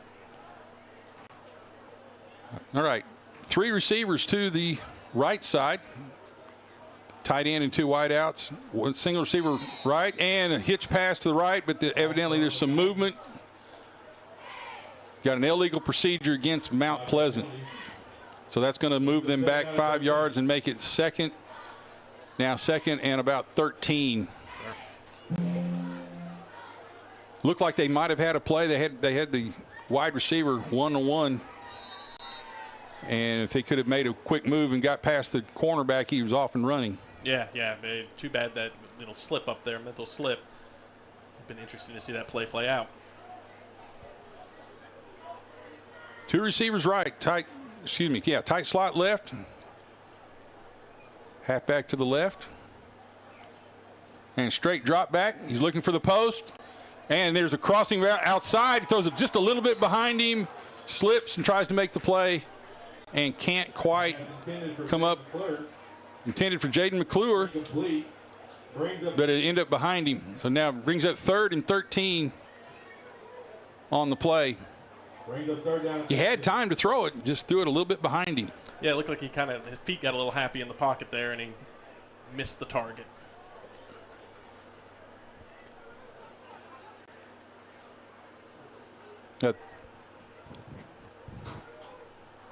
Haven't had really much luck on either side of the ball offensively here. Trips to the right now for Mount Pleasant here at 3rd and 13 at their own 32-yard line.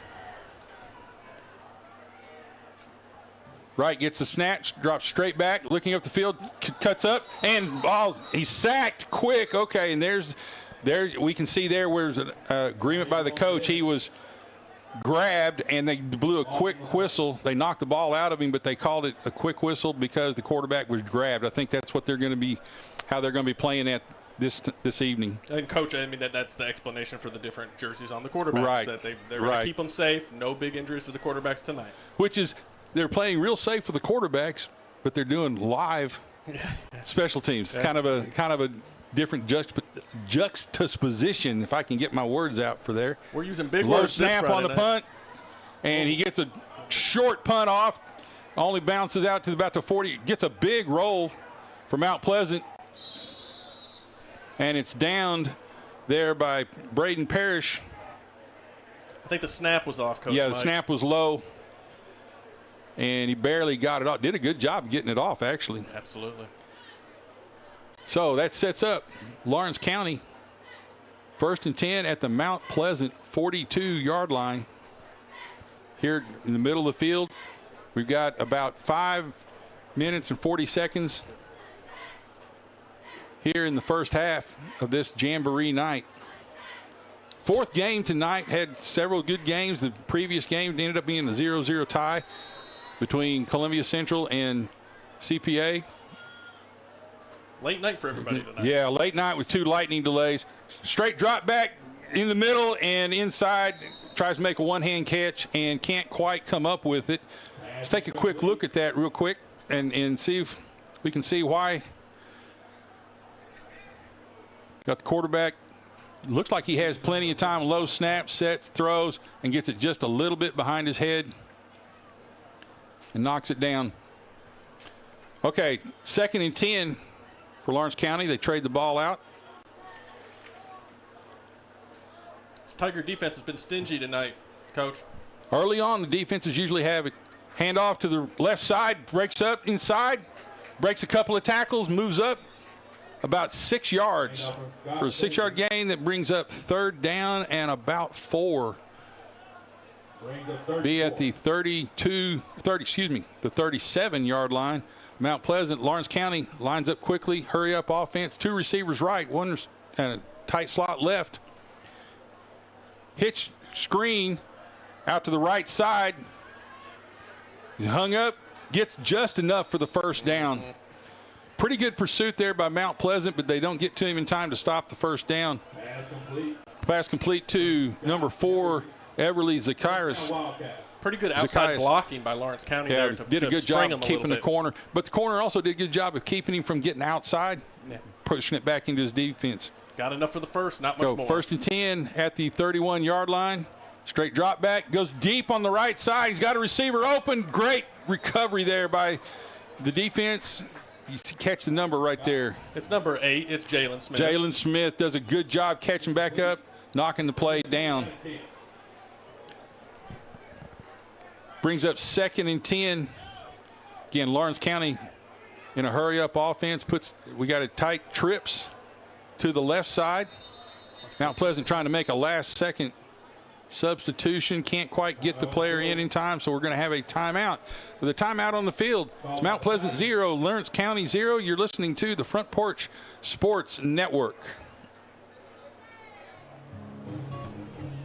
This is Trip Stoltz, owner and manager at Columbia Ace Hardware. We have changed our store hours to better serve our community. Columbia Ace Hardware is now open from 7 to 7 Monday through Friday, from 8 to 4 on Saturday, and closed on Sunday.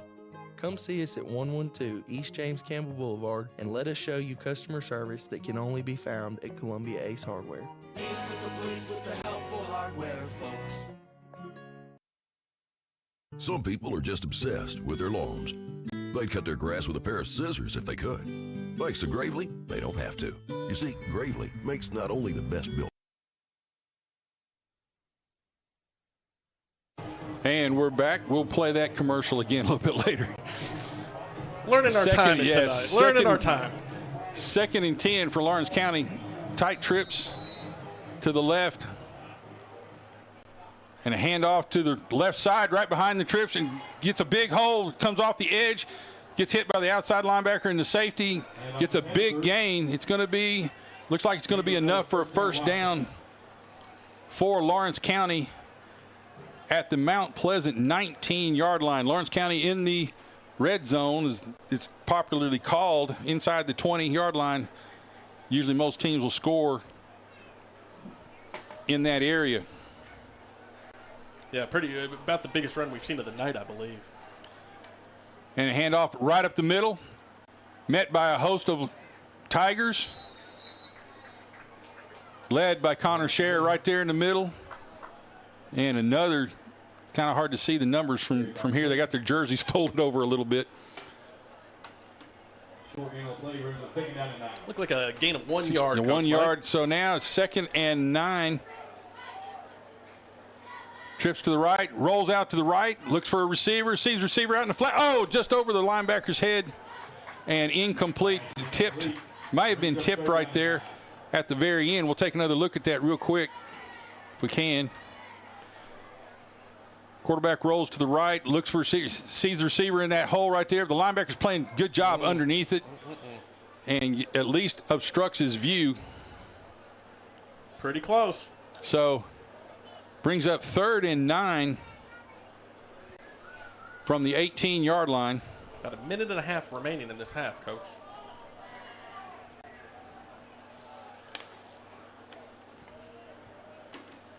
Quarterback drops back, straight back, looks for post, has a post, looks a shallow post, and they call it a catch underneath, and a flag comes in late.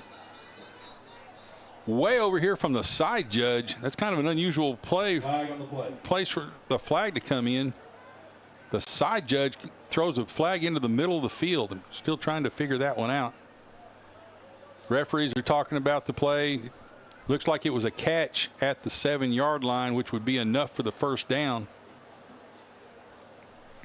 I think they're trying to discuss if there even was a penalty. Doesn't appear there was. Or are they marking them up a little bit? Yeah, they're moving it. Personal foul. Shot to the head. Helmet to helmet. Yeah. Wow. First down, Wildcats. Brings 1st and goal Wildcats at the 4-yard line. 2 receivers right, 1 receiver left. It's low snap. Quarterback fakes the handoff to the right and is held up. Stop there. Just short. By, I think that was Jaden McClure that made the stop. Made him stop and make a couple of cuts to pursuit to catching the low snap there. Brings up 2nd and goal at the 2-yard line.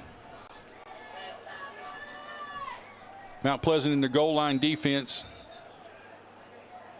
But Lawrence County is going to make them spread. It's kind of tough to run a goal line defense against the spread, so they have timeout now. Was that the end of the quarter? We have 3 seconds 3 remaining. seconds left, so there was a the timeout. Yeah. Okay, evidently Lawrence County called the timeout. And we'll be back. You're listening to Mount Pleasant Football on the Front Porch Sports Network. Is your insurance up to date in today's world? Foster Insurance Agency is an insurance agency you can depend on for your commercial and personal insurance needs. Foster tailors insurance coverage to meet your unique requirements stemming from years of experience and represents several top-rated companies such as Erie Insurance. Call Mike Ford or Jimmy Ford today at 931-388-8365 or stop by their convenient Columbia location at 204 West 4th Street. Foster Insurance, serving Middle Tennessee since 1952. I'm Jimmy. Timeout. It was a very short timeout, so come back to that still second and goal at the 4-yard line. Quarterback hands out inside, looks for a quick pass inside, and he gets the completion, and it's a touchdown for Lawrence County. We go back and look at that. Let's take a look-see. Take a quick look at the play. The last play of the quarter, motion to the left, changes the strength, fakes the handoff up the middle, had a player come in and make a play, pushing him out of the – he's really got to break down, and he makes the play for a loss right there if he breaks down. But the quarterback gets to reset his feet and makes the pass for the touchdown. Looked like pretty good defense, Coach. I mean, he was on him. He just couldn't break it down in time. Yeah, he just ran by him. It must have had, obviously had him on a stunt play and couldn't get in there. So, and the extra point attempt goes up, and it is good. And now Lawrence County will take the lead 7-0 over Mount Pleasant. We'll be right back after this message, listening to Mount Pleasant football on the Front Porch Sports Network. He shoots. He scores.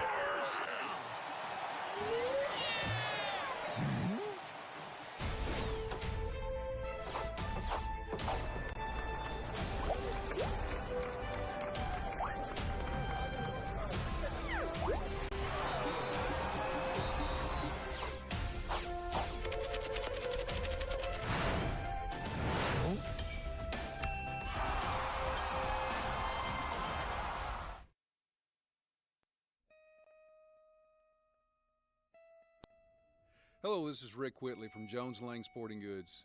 Glad to have you with us today, and we're proud to be a sponsor of local athletics in Murray County and the surrounding areas. We've been in business here at Jones & Lang since 1966, and we can meet your needs. It's springtime now, and we've got soccer, baseball, spring football, and many other things, so please stop by and see our selection. Remember, Jones & Lang Sporting Goods, the look of a winner.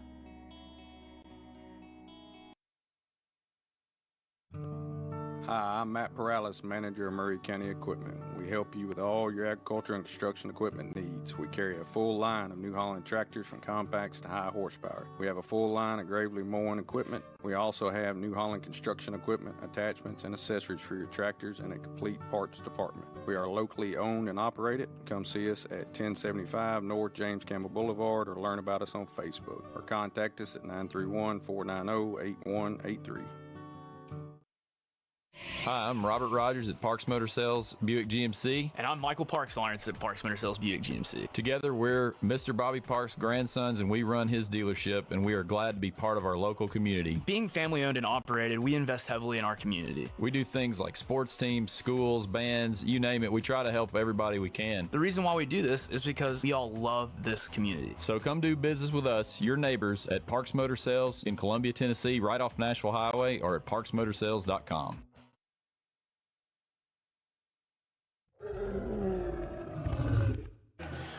And we are back here at Mount Pleasant, getting ready to start the second half of the Jamboree tonight. Lawrence County takes a 7-0 lead on the last play of the first half. And Seth, what's your impression so far of the first half with Mount Pleasant tonight? Well, the offense is having a hard time moving the ball, Coach. I mean, as you've seen, the running game, not much there. The passing game, even less. Inconsistent. We have to see a little bit more from the offense, move the ball a little bit more, get on the board and get this Jamboree win. Defensively, I think they're doing a decent job. They're not they gave up the ball deep in the territory and had to got pushed around a little bit down there. But on the touchdown play, they had a chance to make a play for a loss. They had a player come through clean on a stunt, and the quarterback just sidestepped him. If he breaks down, he at least makes the quarterback shuffle his feet again. And so there's something good there, but he's got to finish the play, and we're looking for that again. That's what this is about. Yeah, you work out the kinks. You work out the kinks, and you get to see what you got. One of those things you tuck into your head, like, okay, I know this. We know this play can work. We can come back to it. We've got to make sure that we work on breaking it down to make the play. Yeah. I mean, the opportunities will be there. I mean, are you going to capitalize on them? That's the question. And I expect to see this offense maybe open it up a little bit more, make some plays, get in the end zone. And the other side of that is it's a jamboree, and I don't expect him to see too much because Wayne County is watching. Yeah. That's only 7 days away. Wayne County here. Beautiful night for football. Here comes the second half. And you can catch us on our Facebook, Twitter, Twitch, X, and any other platform, YouTube that you use. Kickoff goes to far right side. Got a break in the middle. Almost splits two receivers. Take his helmet off.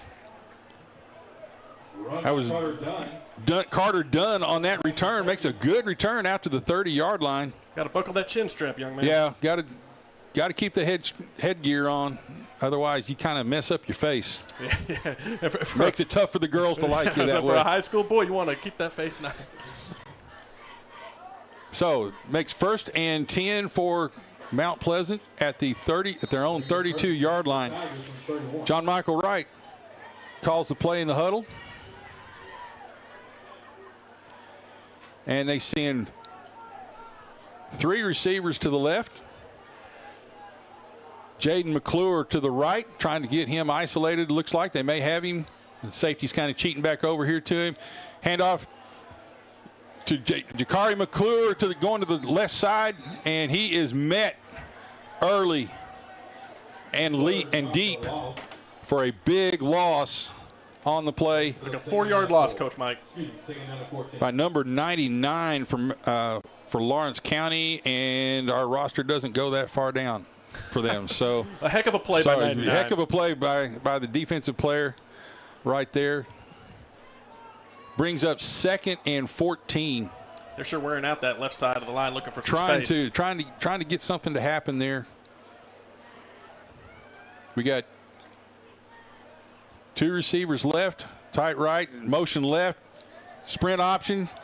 Ball goes, leaps over the first tackler, but he's met by a host of Wildcats right there, and no gain on the play. Not a real safe move there by Jakari McClure trying to get past them. That's more of a sweep than it is an option play. And when you get your feet off the ground, you lose all direction. You can't pivot. You lose your power as well. Yes. And you're just a sitting duck. Now, if you time it right and you can get it over somebody, but did not happen in that instance. Usually you got a host of people waiting for you. All right, 3rd and 10. Come out, trips left. Running back to the right of the quarterback. Right, drops back, looks to the single receiver side, and tries to hit Jaden McClure. Well covered, throws it over his head. Pretty safe situation right there. Sees he's not open, he's not going to risk the interception, just throws it away. Yeah, I didn't see anything there, Coach. There was no separation. I mean, there was no separation. They had him well covered. They know McClure is going to be one of the key people to look for. Coach Marsden does a good job of telling his defense it's not so much the X's and O's, it's the Jimmies and Joes, and they know McClure is one of the Jimmies and Joes. He's a heck of a player. Yeah, he is a heck of a player and deserves that attention, but that time they were able to shut him down. Braden gets the punt off. Decent punt. Bounces at about the 41-yard line. Gets a Mount Pleasant roll. Rolls all the way to the 32-yard line where it's downed by Evan Plunkett. Heck of a bounce. Heck of a roll. Nice punt by Braden Case. Mr. Case has been pretty impressive with his ability to punt tonight. Would prefer a little more hang time on that, but he did a good job of keeping it away from the receivers and making them chase it. So now Mount Pleasant takes defense. Be 1st and 10, Lawrence County at their own 28-yard line.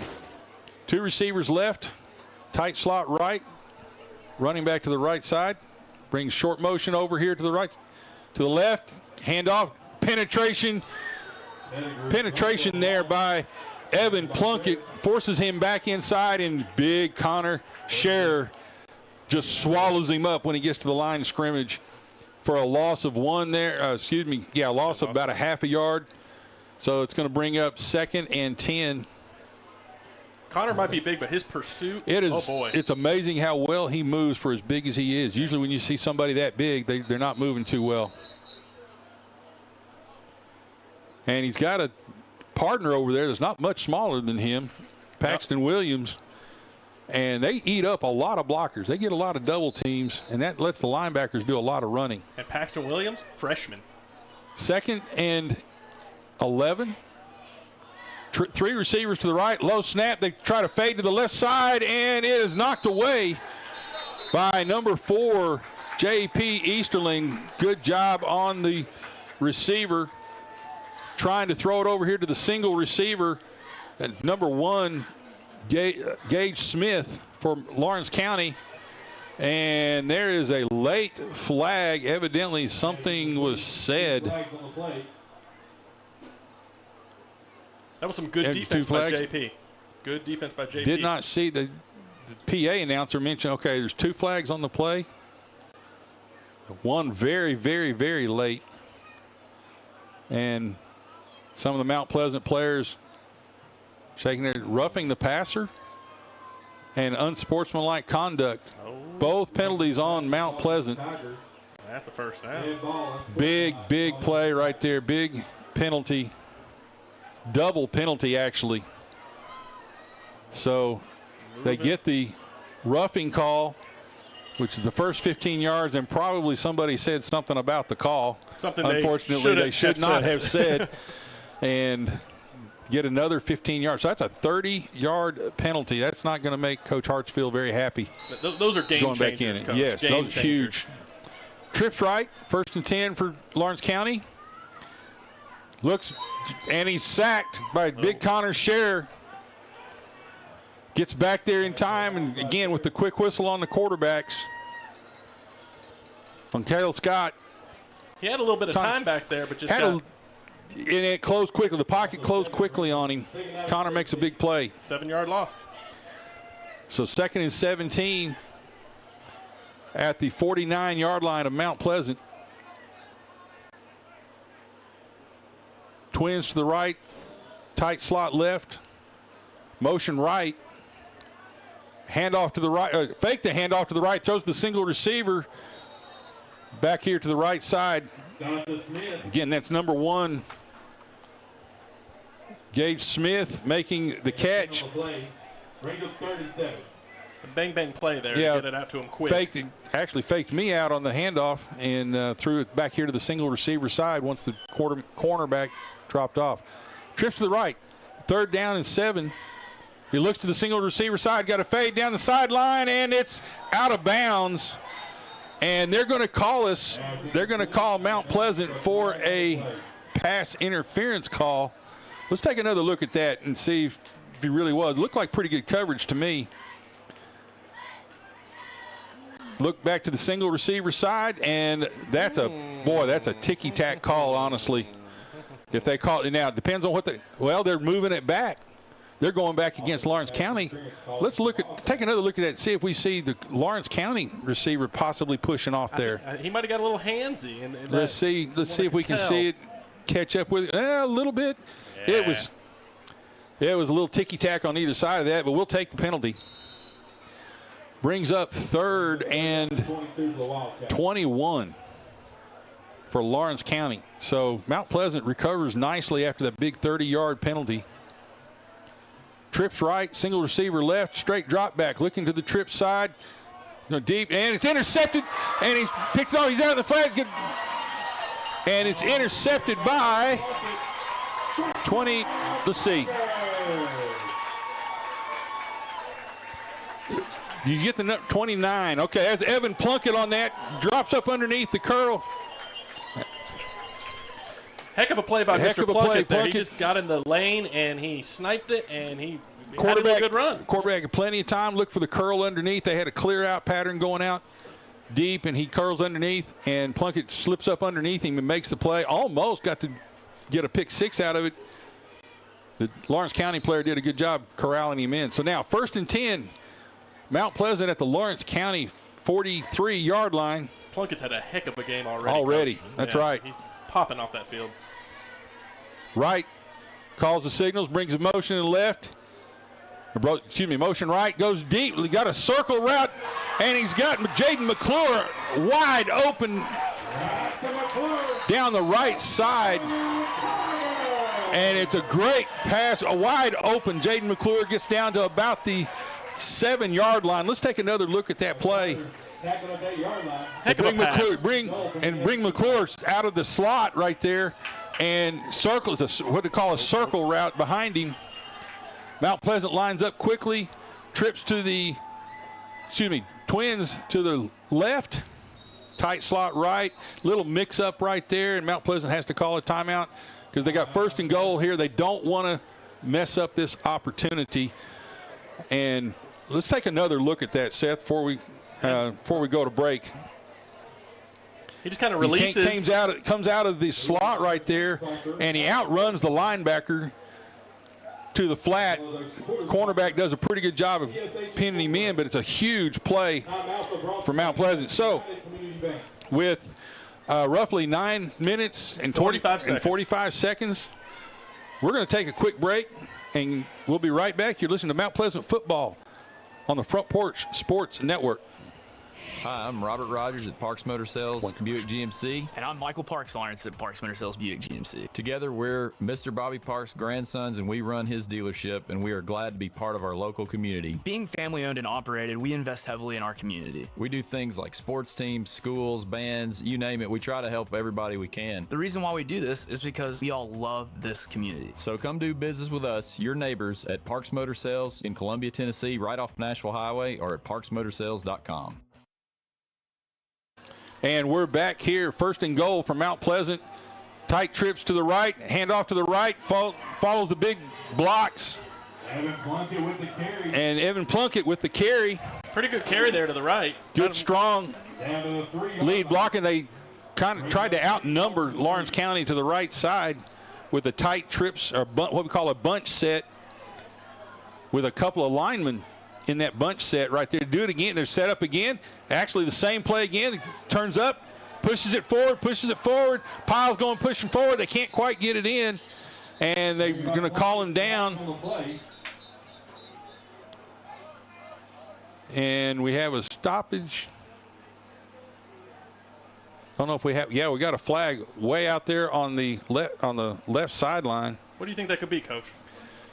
Illegal procedure. Trying to rush things a little bit, trying to hurry things. Again, just getting a little out of sync. Got to work that timing down. Those kind of penalties when you get that close to the end zone, they could be drive killers. Yeah, those hurt. So now it's 2nd and 7. 2nd and goal from the 7. Hey, beautiful crowd here tonight. Yeah. We had a heck of a turnout here at the Jamboree here in Mount Pleasant. And after a couple of lightning delays, it ended up being a beautiful night. Yeah. Bleachers are full tonight for all 4 games.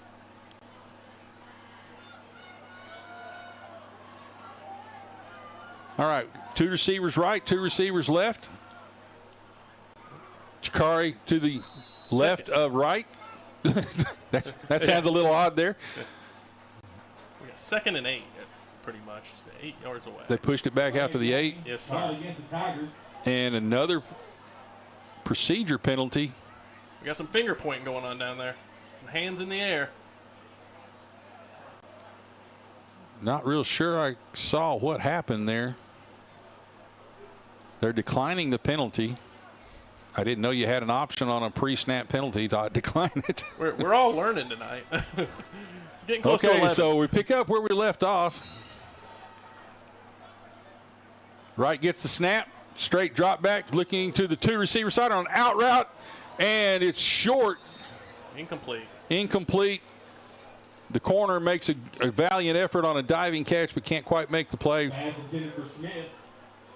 Intended for Smith out in the left flat. Kind of let that one go off his back foot. He was falling away. Kind of getting a little happy feet right there. He's going to have to stand tall in that pocket, step hard, and throw the ball with some authority. Can't be falling away, especially on an out route. Yeah, difficult as it is. More difficult if you're on your back foot. So 3rd and 7. 3rd and goal from the 7. Come on, Tigers. Two receivers right, tight slot left, brings slight motion, straight drop back, little quick out route to Jaden McClure, trying to outrun the linebacker, and he's not able to do that. Down to the 4. Trying to outrun the linebacker to the sideline, and he's not able to get that done. So now it brings up 4th and goal from the 4-yard line. Picked up a few. And again, makes a good play out there to the right, to the left side, but just not able to outrun the inside line, or excuse me, the outside linebacker on that play. Big play right here. Oh, yeah. Yeah, they got it all the way down here. Now you got to punch it in. You got about 6 minutes left in this Jamboree. Done a good job moving the ball, working through a couple of hiccups, eating up clock. 3 receivers to the right side, halfback to the right side. I would anticipate some kind of rollout here this way. Straight drop back, throws a fade for the inside receiver, and touchdown. Touchdown Tigers to John Michael Wright, threw it to, couldn't catch the number. It was out of my line of sight. I had to go back to the monitor here. And we're a little late on the replay button right there, so unfortunately. Heck of a throw. You know, he almost threw it cross field. I mean, far into the end zone. They ran 2 slants inside to take the receivers down and ran the third man out on a out route and did a good job hitting him deep for the touchdown. Yeah, good throw by John Michael. Good throw by John Michael. And the extra point is up, and it is they don't know. No good. Okay. And so with roughly 4 minutes and 50 seconds, it's Mount Pleasant 6, Lawrence County 7 here in the 4th game of the Murray County Jamboree tonight. Teams are moving fairly quickly on transition, so we're going to stay right here on this one. But a good drive right there. You know, we said that in the first half the offense had struggled a little bit. That time it was a good drive by the offense to take control of the ball, moved it. We got the big play. All set up by Evan Plunkett's interception. Right. Turnover, you make points count. You make turnovers count, and that's a big thing that I'm sure Kit's going to take back, you know, and show them this week getting ready for Wayne County. Yeah, those turnovers, I mean, they come in handy, and they had a short field. They were able to punch it in. A good throw by John Michael Wright to seal the deal there. Go Tigers. And it looks like Brandon Case also does the kicking as well as the punting. We only got about 3.5 minutes left, too. About 3.5 minutes, so we're going to start seeing the teams possibly in their 2-minute offense. Could also see several substitutes at this point. Yeah, we'll see what happens. Get some people ready, get them a little playing time. This is the last chance to see a lot of your young guys outside of a JV game, set JV game.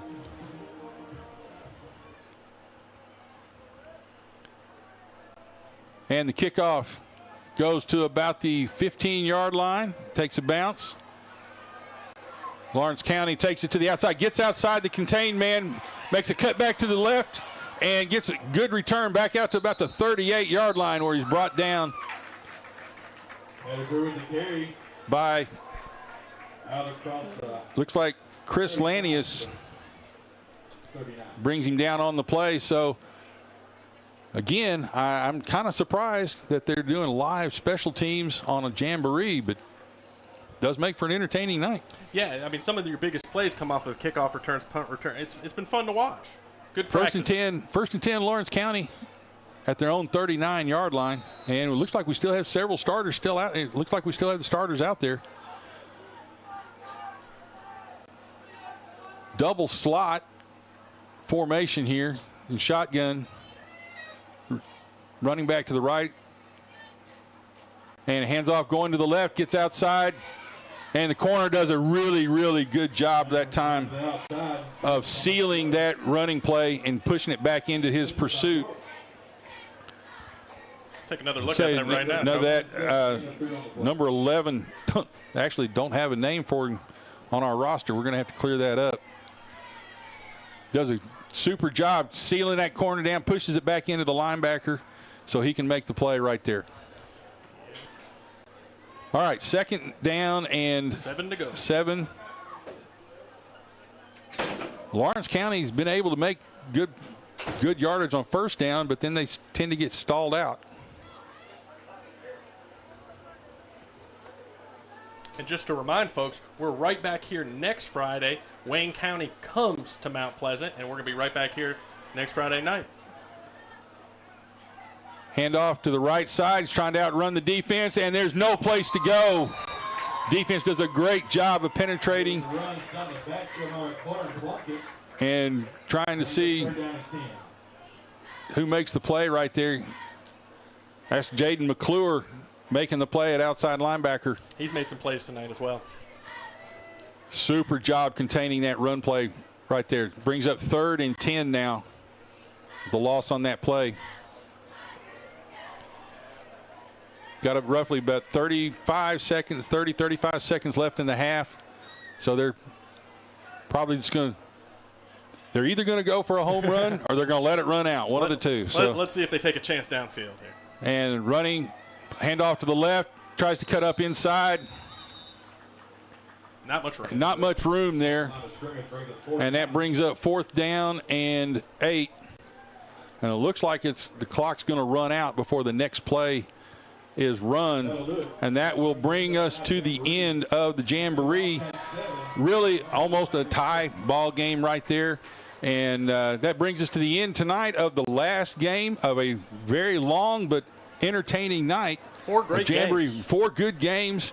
4 entertaining games. Unfortunately, we had a couple of lightning delays that kind of extended the night. But more fun. A lot of fun. And next week, we kick it off for real. The real deal. The real deal starts, and everything that they've been working on this summer gets to be put in place. So we appreciate you being with us tonight, Seth. Hey, glad to work with you. Let's do it again next week. Let's do it again next week, and folks, we will get better at this. Again, this is a first time for a lot of us tonight.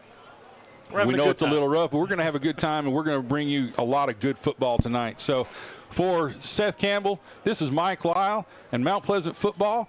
You've been listening to Mount Pleasant Football on the Front Porch Sports Network.